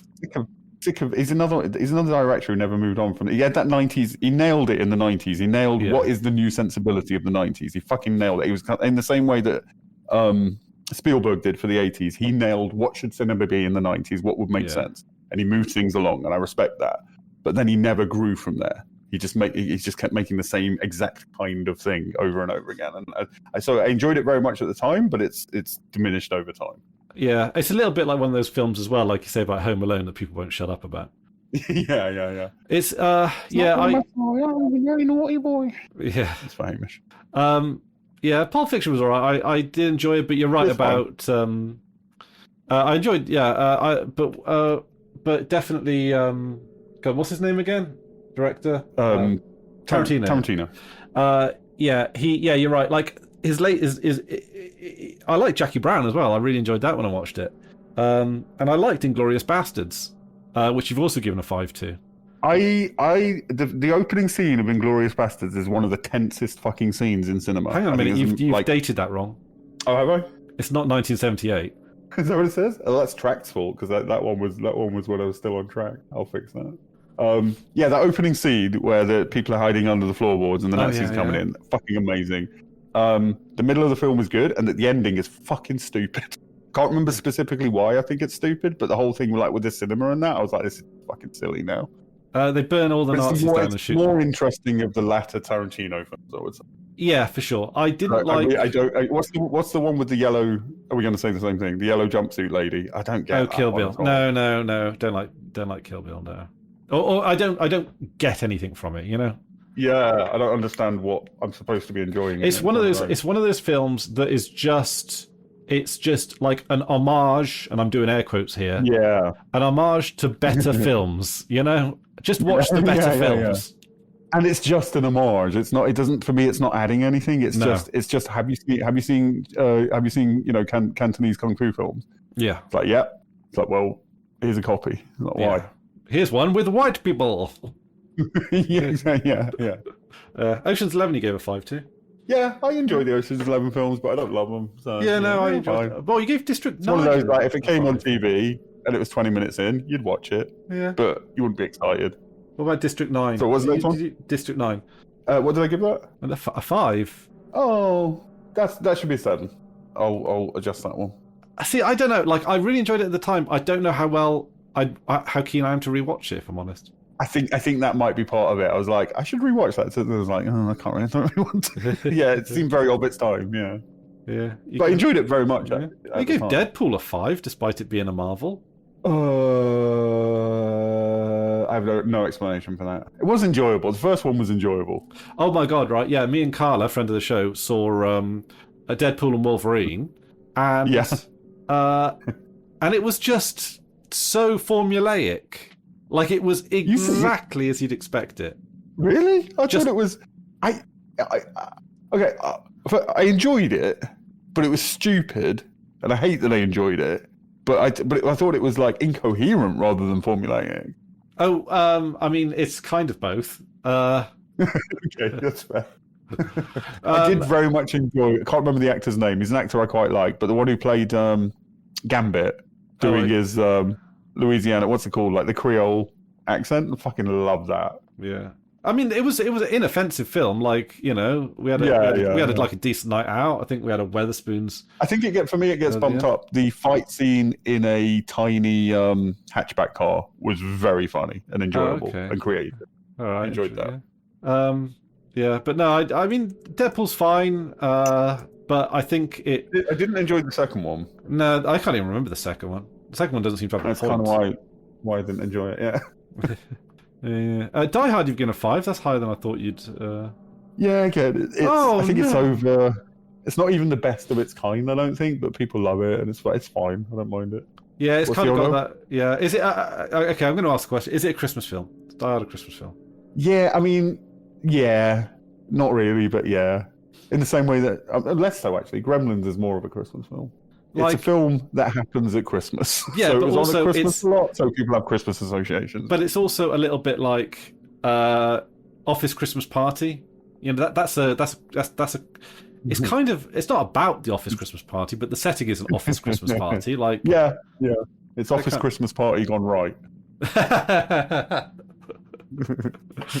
I enjoy it, but like for what it is, you know, it's just a solid action film. Yeah, you know, it's not as good as the people who really love it think it is, for sure. But it's not bad.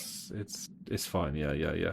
But I was shocked that you gave Wheel of Time a fucking 5.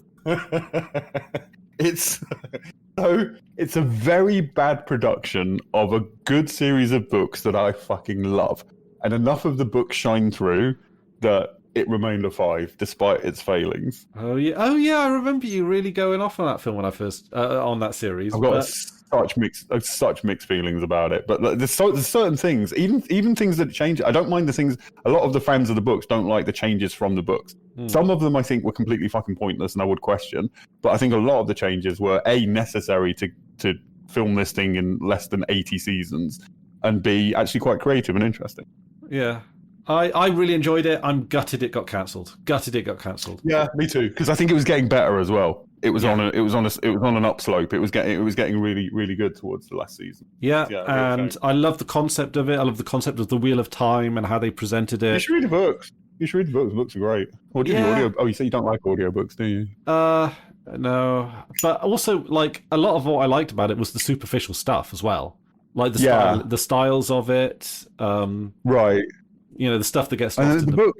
Yeah, the book has.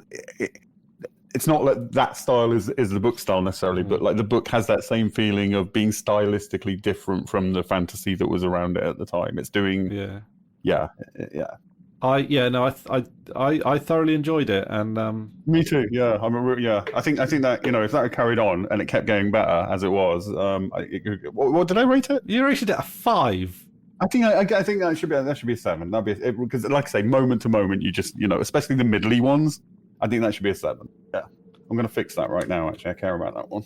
Yeah, gave The Simpsons a 3. Oh my god! I'll tell you what. Right, when we were on holiday, me and Rosie watched like a new episode of The Simpsons because it's like we were having dinner in the living room and of this Airbnb, and was like, okay, well, it's live, live TV or whatever it is, so we'll put on The Simpsons just for something to watch while we eat.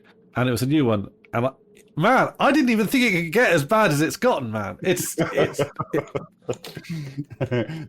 why it's what it is. Like, what the fuck? First of all, how would you rate The Simpsons? And B, what do you rate? Do you rate the seasons you like? Because then it would be like 8, 9, 10, right? Or do you rate it as a whole? Do you rate it as a cultural phenomenon? Do you rate how much it's disappointed you based on how well it started and where it's got to? Like, what the fuck do you rate? So yes, it's 3 was what was in my head when I rated it, and I'd stand by that. But it could equally be a 7, or it could be a 10 if you just count the first 5 seasons or whatever. Oh, I don't know. Honestly, seasons 1 to 9, I give it a near 10, maybe a 9. Yeah. The successive seasons after that, I would give it a 4, and then much further after that, I'd give it a 1. Because a 1, a 1 is effectively a 0 here, isn't it? It's a 1 to 10, right?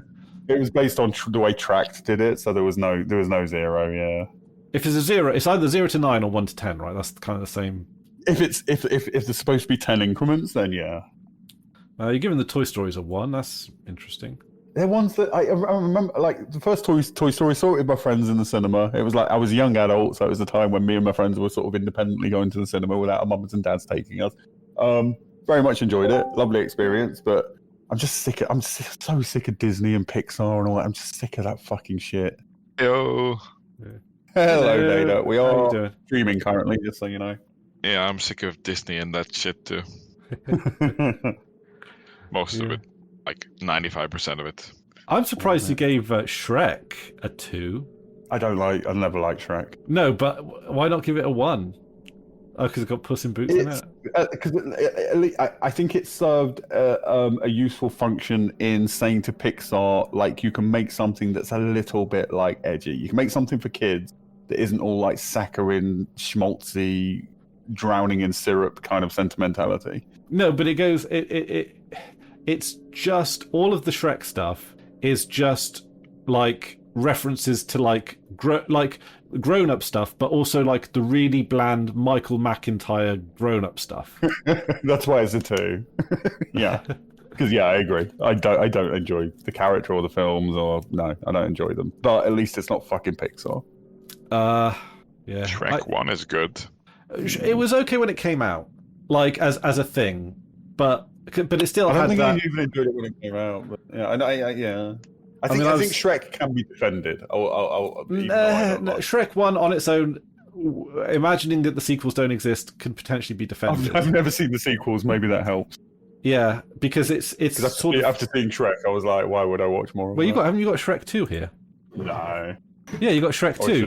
You gave him that a 2. Oh, really? Well, I've never seen that, so that must have been... Maybe it's 2004. Are you sure it's just not Shrek and you've just not accidentally clicked on Shrek 2? Quite possibly, yeah. What about the old Disney stuff? Like the 2D Hercules. Well, he's given. First of all, Hercules isn't the fucking old stuff. What are you talking about? You know what I mean? It's old for today's kids. Well, he's given Yes, Beauty and the before- Beast it's a not 1. the 40s.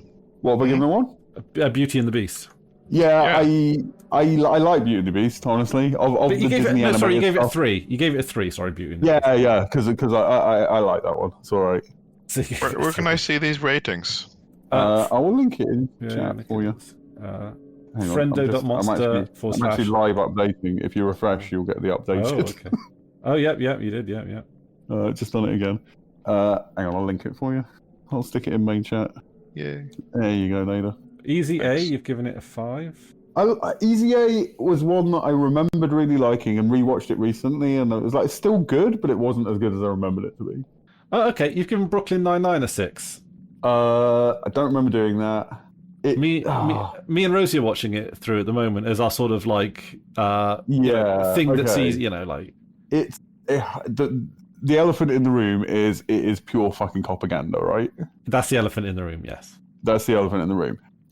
And also it's got there's some characters that I fucking loathe, and there's some like Andy Samberg style humor that I really don't like. Yeah. But the captain is fucking amazing. He's amazing. His portrayal of that character and the way the way he delivers it that pulls it above.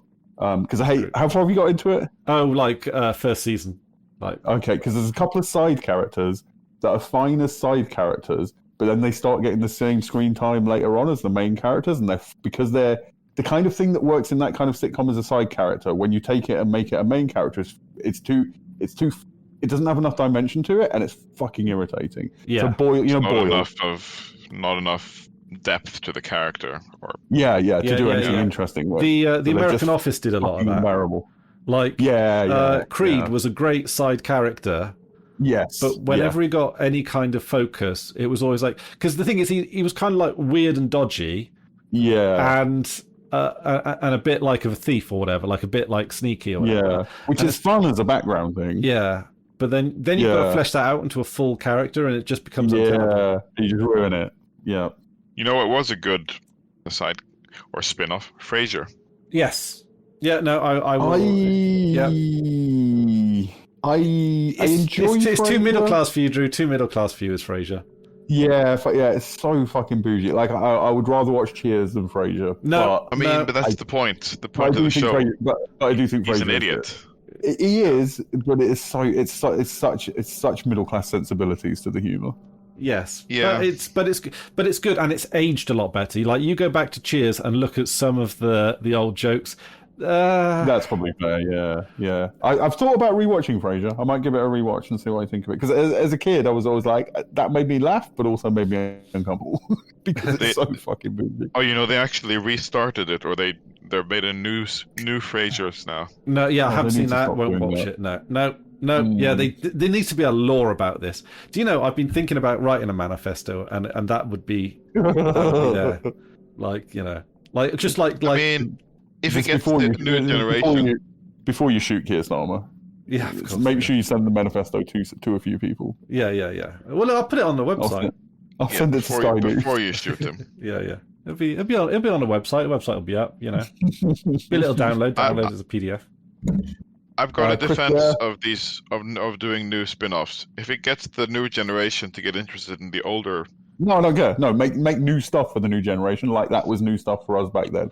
They can still watch that. No, I don't like that whole. No, stop repeating. Just make new stuff. We used to make new stuff. Make new stuff. okay. Well, how about this? Releasing old movies again in the cinema. Oh, they do that, I'm fine and with it's that, good. yeah, No, not- I saw you're not Back to remaking the anything, I saw Back to the Future at the cinema last year. It was great. Did you really? Oh, Yeah. I'm so jealous. Yeah. I did love Back to the Future when I was young, but it was also the site of my first severe panic attack was in the cinema. It was actually during the adverts before Back to the Future. I had my first full-on panic attack. Did you Oh, do no. you stay for the film, or did you manage to get out of there? Yeah, I went to the bathroom, splashed some cold water on my face. I didn't know because I didn't know it was a panic attack. I didn't know what was happening. I just thought there was something weird wrong with me. But then it calmed down and went back and watched the movie and really enjoyed it. So yeah. Oh, okay. So you've given Cube a 7. Watched that recently.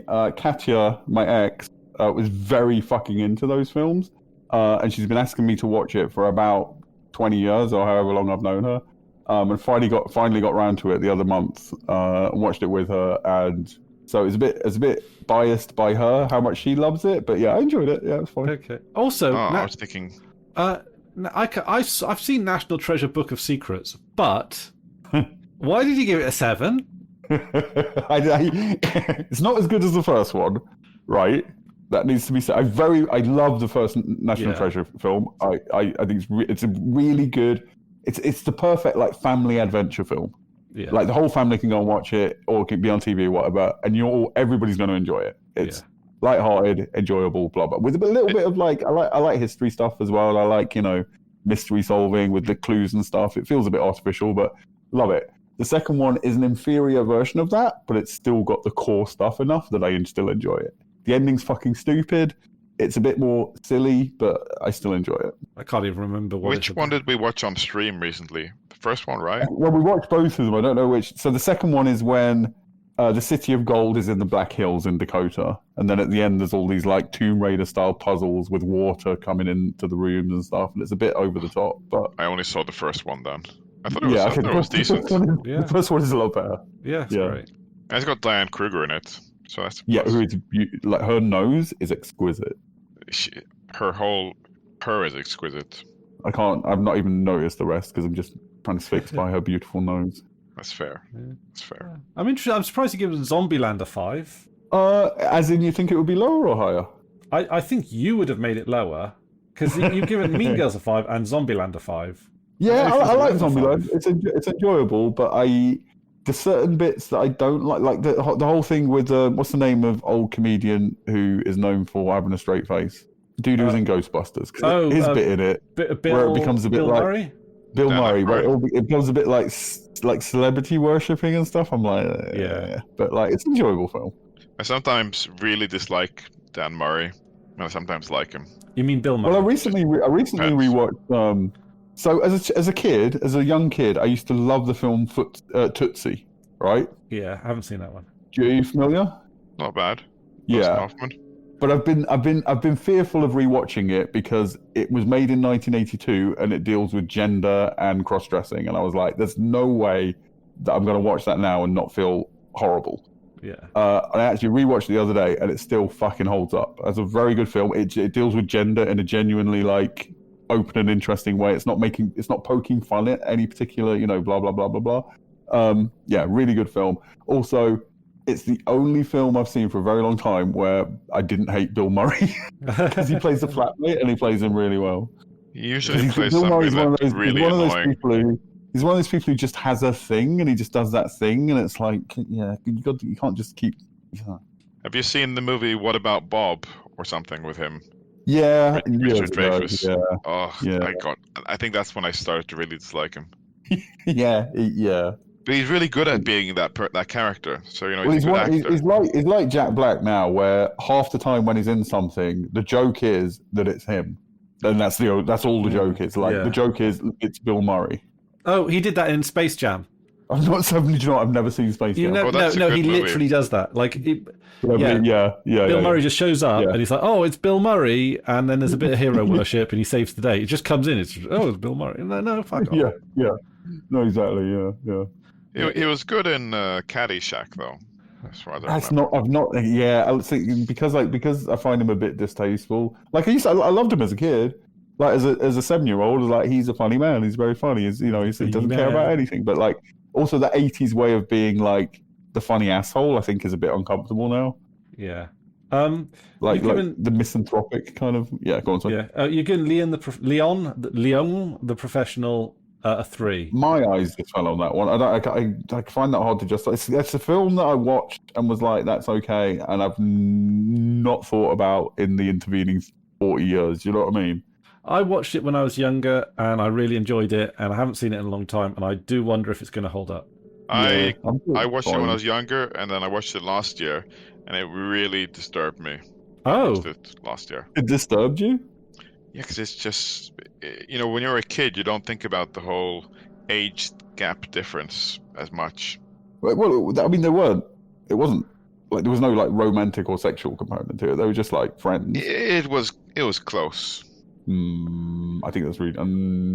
Natalie Portman has a crush on him, but I think that's really that's like Yeah. Yeah, but the way that they interact is just kind of inappropriate for an adult and a kid, I don't know. especially I when think they're not people. I family think people members. have become. I think people have become weird about intergenerational friendships, and as somebody with many intergenerational friendships, I find that upsetting. Maybe. I mean, there is that. You have these, you have your references that you've to other things you know about in life, and especially after Me Too. Well, yeah, but Well, maybe not Me Too so much, but like but Jimmy there was Savile. no Me Too-ness about it at all. So I think applying a thing because a thing exists in the world, applying it to a thing where that thing is not the thing seems a bit weird. Also, the character Be was like, based this on should his have happened. wife. But I don't care. I didn't know that watching the film. How would I know that? I don't care. No, I know. It's Luc Besson, the director. He married like he was 30 and she was 14 or 16 or something like that. I mean, that's weird, but you know. Yep. Also, you've put The Great Escape at 8. That's a very good film. I always felt it was a little bit too long, and they focused a little bit too much on what happened when they got out. It is very long. No, I like I it. enjoyed it. I like it's a good film. I know what you mean. I can see what you mean for sure. Yeah. It just I was interested in like and it was the same when I read the book. Like the life inside the prisoner of war camp was like it's just really interesting to read and learn about. And once they got out, it was just a bit I don't know. There's things I feel that way about, but I think I like prologues generally. It disturbs me when films don't have prologues, and that's just a very extended prologue. It's also I watched it. In Britain, it used to be the film that was on every Christmas. So I've watched it from a very young age, like many times. And what's the name of the blonde American actor in it? The baseball-y one who bounced the baseball. Steve McQueen. Yeah, as a kid, I was very much like, that's the kind of cool I want to be. Like, wasn't he like the American version of James Bond? No. Oh, broadly, I don't know, but just in this particular film, he's just very sort of like carefree. Like when they keep locking up, he's like, "Yeah, doesn't bother me," and like clearly it does, but he's like hiding it from them. I was like, "That's cool. That's my kind of cool." I think the real life character he's supposed to be based on is Welsh. Oh, is it really? Yeah, I heard that somewhere. I don't know if that's cool. Yeah, so it was, yeah. They made a movie of Between Two Ferns with Zach Galifianakis. Yes. God. Yeah, I've not watched much of the movie. I've watched a few episodes. It seemed quite funny, and I watched the movie, and it was quite funny. Okay. Actually, it's very. He's a celebrity cameo, but they do interesting things with the celebrity cameos. Like I was not familiar with it as a thing until I saw the film, and I was just like, I gave it a go, and I enjoyed it. Oh, What We Do in the Shadows, that's a 5. Yeah, no. The season I'd much preferred over the film. Yeah, the film was, I think even the film, very funny. Like the writing was very fucking funny. Some very funny ideas in there. But even a film felt like a bit too much of it for me. It felt like a sketch. It felt like a sketch drawn out to a feature length. I think it would have made a very good short film, and that would have been enough for me. I don't need any more of that. Yeah. I feel that Taika Waititi can be a bit much sometimes. He's really gone. Yeah, Maybe it's recently, but yeah. I've seen the show. I really liked Our Flag Means Death. I thought that was cracking. Oh, I like that. Yeah, no, I like that a great deal. Yeah. Although he didn't write that, he just acted in it, right? Did he? I don't know. No, I thought he wrote it. I thought he wrote it. Okay, yeah. Have you seen the what's it called? The one he made that's like set in New Zealand, where this young boy. Again, it's an intergenerational friendship thing, actually. It's what's his face out of Jurassic Park, makes friends with a young boy, and then they sort of go on an adventure. Is that something the one like the Wilder People or something like that? I've heard of it. I know which one you're referring to. That one was very enjoyable. It's more grounded than what he usually does, and I enjoyed it. Didn't he make one about Hitler too? It's like a I think so. Was that Jojo Rabbit? Yeah. Yeah, no, I've not seen that one either. I'm a bit tired of his shtick at this point. Like he's another one who needs to. I get that now. Like do something, develop. Like the other guy in that movie, I forget his name. He's from Flight of the Conchords. I don't. Yeah, not my. He's just really dry. See, Flight of the Conchords. The problem with Flight of the Conchords is it's comedy music. Yeah. Lemon. Two things I'm not sure I like. Yeah. Oh yeah. You're not a big comedy kind of guy, are you?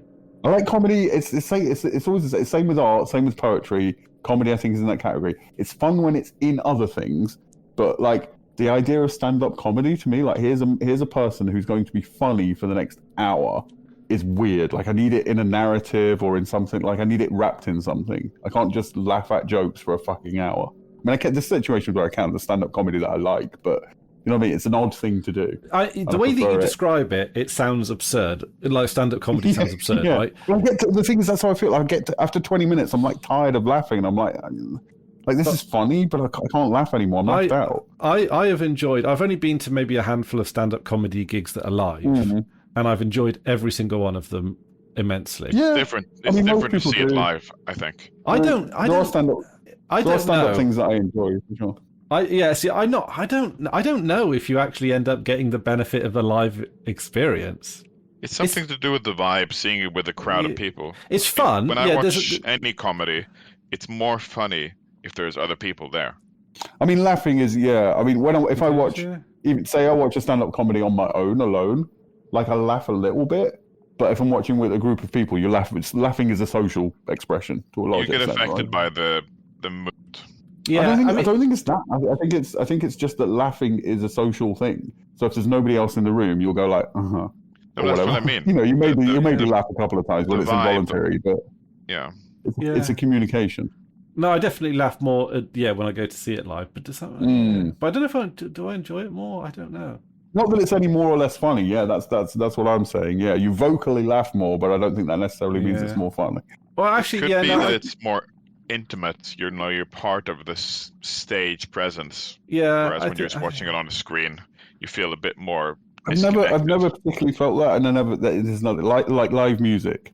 Like I know people read. I never got it. I never got anything from it. And not just because I don't like music. This is music that I do like. You know, I was going to say that I did like, but I was just like, I'd rather just be listening to this in my bedroom. It's more comfortable.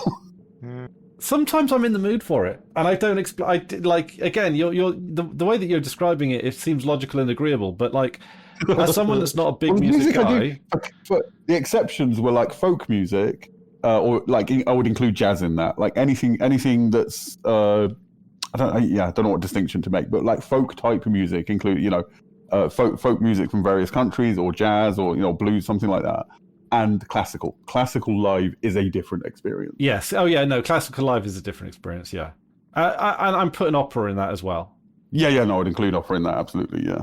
Like, whatever fucking speakers you got, they cannot replicate what an orchestra feels like in person. It's a little bit like you can't record the sound of rain. Like it's just exactly. Yeah. If you listen to a sound recording of rain, you'll after a while you'll notice that it's actually just fuzz. It's just audio fuzz. Yeah. It's it doesn't surround you. And it's some of the best classical music. Like I've been to big venues to see classical music, and I've also been to relatively small, old, like medieval churches with a wooden floor, and that wooden floor plus a classical orchestra, like it's like the music is coming up through you. It's amazing. Yeah, absolutely. I remember when I was on the paper, I was just like palmed off on this story about a local artist having a memorial a year after his death, and his family were coming from like all four corners of the globe to just come in for this memorial thing. And I thought, okay, show up, write some bits and pieces, talk to some people, yada yada, article, go. But it turns out this artist, like his family and his like step family, were all like insanely high achieving artists. Like there was someone there from the Prague Symphony Orchestra. There was someone that worked on like The Lion King, that was coming out around that time, and they were working on the Lion King soundtrack. Like every single member of this family was just like an insanely talented like musician. It was just like, and then they had some string quartets, they had a little bit of cello, there was some blues and jazz. All of it was just like, it moved me as much as any bit of music could ever possibly move someone. 100%, yeah. Like it was in this creaky old ballroom in Monmouth, and it was a very small venue, but it was pretty packed, and it's an experience that I'll never forget, and I don't think I'll ever experience again, because it's like with musicians of that coming together of Yeah. It's like there was obviously a strong personal element to it being a memorial, but then you also got the talent of the people in such a small venue with the wooden floors. It's like an old ballroom that like people get married in and stuff. It's like all of those things combined, and it was all so breathtaking. And I say this as someone that's not particularly fussed on music. Like it was just You know what? The more I talk about and think about my relationship with music with various people and thinking about it alone, I think what I'm beginning to realize is that when I say I don't like music, because I love classical music, I can really enjoy jazz. I could love a lot of traditional folk music. I think what I don't like is popular music, pop music. You know, whatever. As soon as I mean, a bit afterwards, but 40s, 50s onwards, when records become a thing, and the kind of music that is made for records and to be played on the radio, I think that I think it feels, compared to folk, jazz, and classical, it feels very unsophisticated. It feels like comparing adverts to a movie. Yes, that's interesting. Actually, I've never looked at it that way, but. Music, because like a lot of music, even music like you go and see a popular music, Taylor Swift or something live, she's still performing music that was primarily designed for CDs, streaming. It's designed to be bite-sized, emotionally very unsubtle, just very like kind of Baroque. I mean, that Baroque is a period in classical music, so I don't want to confuse those two, but it's very, again, like adverts. Like adverts are. There's some very good adverts that do their job very well, and you watch them and you're like, that's a good fucking advert. Do you know what happened? Do you know what happened to make music like that? Capitalism. Well, exactly. Yeah, it is music as product, as consumable, bite-sized product, rather than something a bit more ambitious, a bit more high. Because I'm including folk music in this, so it's not a class thing, but it's striving to something a bit higher than just whatever fucking the Beatles were doing, aren't they? Yeah. It feels more like a product. Yeah. And less of a narrative story. I won't say narrative. I don't think it's necessarily narrative, but less something. Less of a true expression, right? Like performance. Yeah. Less of a performance. I mean, classical music pre-Baroque, like it was an art pre-Baroque. Was very much just an expression of virtuosity and cleverness. And you can feel that. You can feel how the way these fucking sounds relate to each other is so fucking intricate. There's so many levels and layers to it that it's like, it's a puzzle for your brain, and it's delightful. Whereas popular music, when I say pop music, you think like, popular music, recorded music, whatever. Never done that for me. Maybe the odd instance now and then, but like broadly speaking, never What about made me... stuff like Marvin Gaye? I mean, after his Motown. Yeah, I very much enjoy. I like Motown. I very much enjoy Motown. Yeah, but it feels very. It's nice in the way that a McDonald's burger is nice compared to blah blah blah blah blah. It's still unsophisticated. Yeah, I guess it's simpler. Yeah. I think that's definitely you're definitely onto something there where it's. Because also some of it's not like a snobby thing, because like I say, I'm including like traditional folk music and just there's an honesty to it. So the folk music, there's an honesty to it and a striving to express something about shared humanity, blah blah blah. Because also there's there is newer music that I do listen to on occasion, but it's just randos on YouTube, and it's not, and like it's a weird way of thinking about it, because sometimes I listen to music, I don't know, what's his name? The guy that shot Reagan. Is it Hinckley? I think that was Lennon. Reagan. I know who you mean. Yeah, you have actually mentioned this before, so yeah, I know the dude you mean, but I can't remember his name. But yeah, that sounded really interesting. Yeah, like it's just John Hinckley. Isn't he the guy that shot Reagan?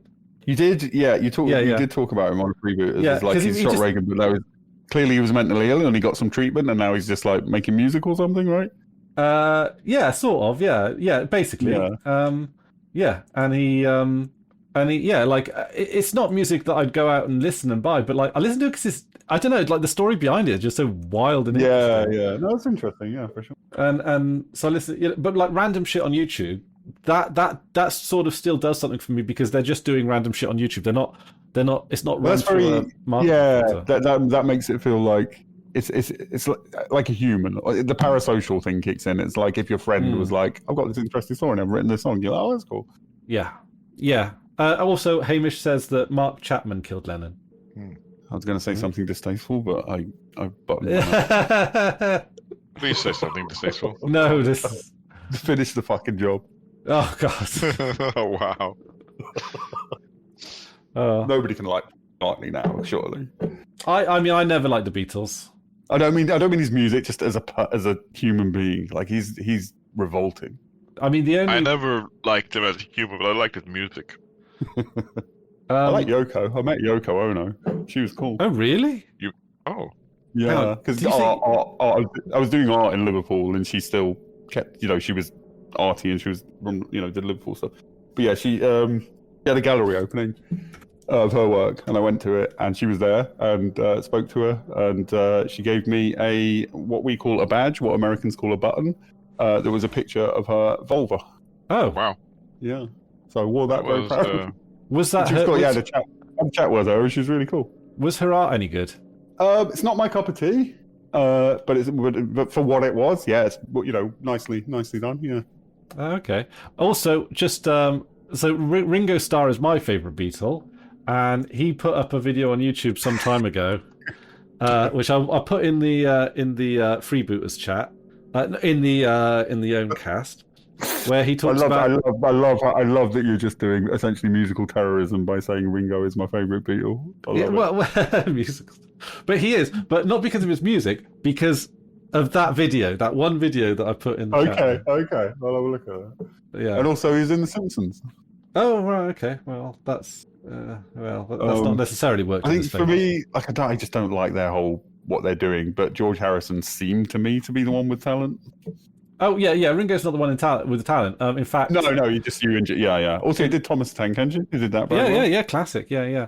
But no.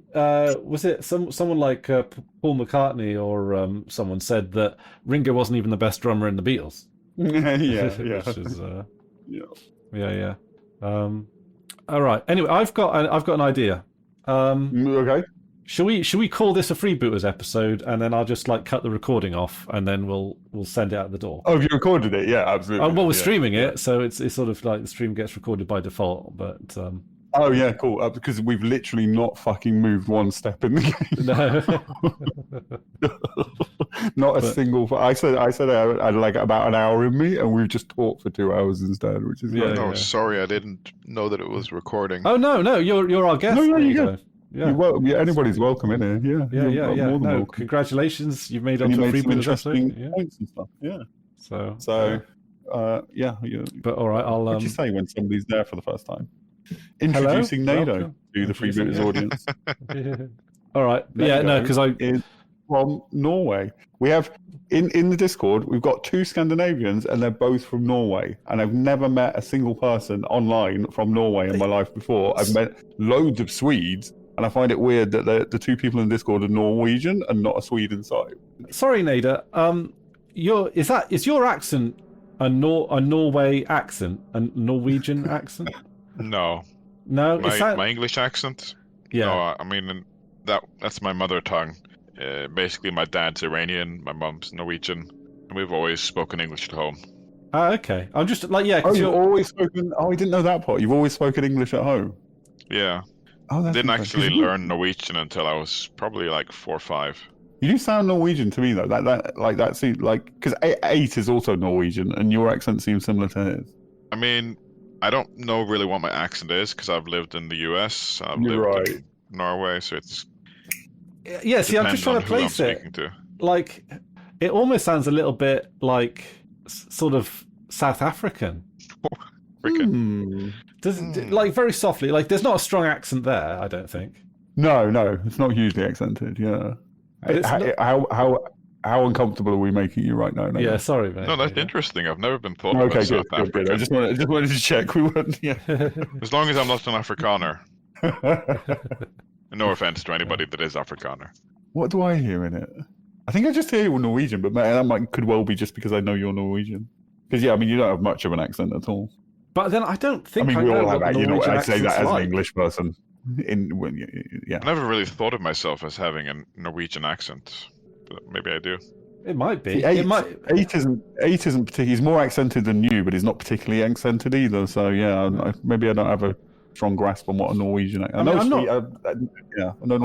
I'm not sure how strong your accent is, Drew. To be honest. Well, I mean, we all have accents. We're coming very much from a middle of England / Wales point of view, right? As to what is or isn't an accent. But I don't have much of a Welsh accent, unfortunately. no, we both have a similar sort of neutral. Middle England, yeah. Middle Well, a Midlands class-ish. accent, I guess. Is it Midland? Vague, like a soft. Well, yeah, no, the thing is, I don't know. I don't really have a Midlands accent. Like when I went to university, my accent, it just fell away very quickly. Well, when I moved here, when I was like 8, and I moved here from Stoke. This is another thing about Britain. You move 30 miles, and it's got a completely different accent. Yeah. But I moved here from Stoke, and in Stoke, when I was a kid, I said Book and Luke. That's a Stoke part of the Stoke accent, right? And the kids like here to have a bullied the Luke shit if you're out of Book. me. Exactly. The kids here bullied the shit out of me for that, so that fell away very quickly. Luke Skywalker. Book. I'd like to have a look at your book, Luke Skywalker. Having my my bookie. Luke at me book. You got some really nice books there. Boobs. But yeah, no, it's. But anyway, yeah. All right. Well, happy freebooters, everyone, and Happy freebooters to all who celebrate. All right. Ta-da!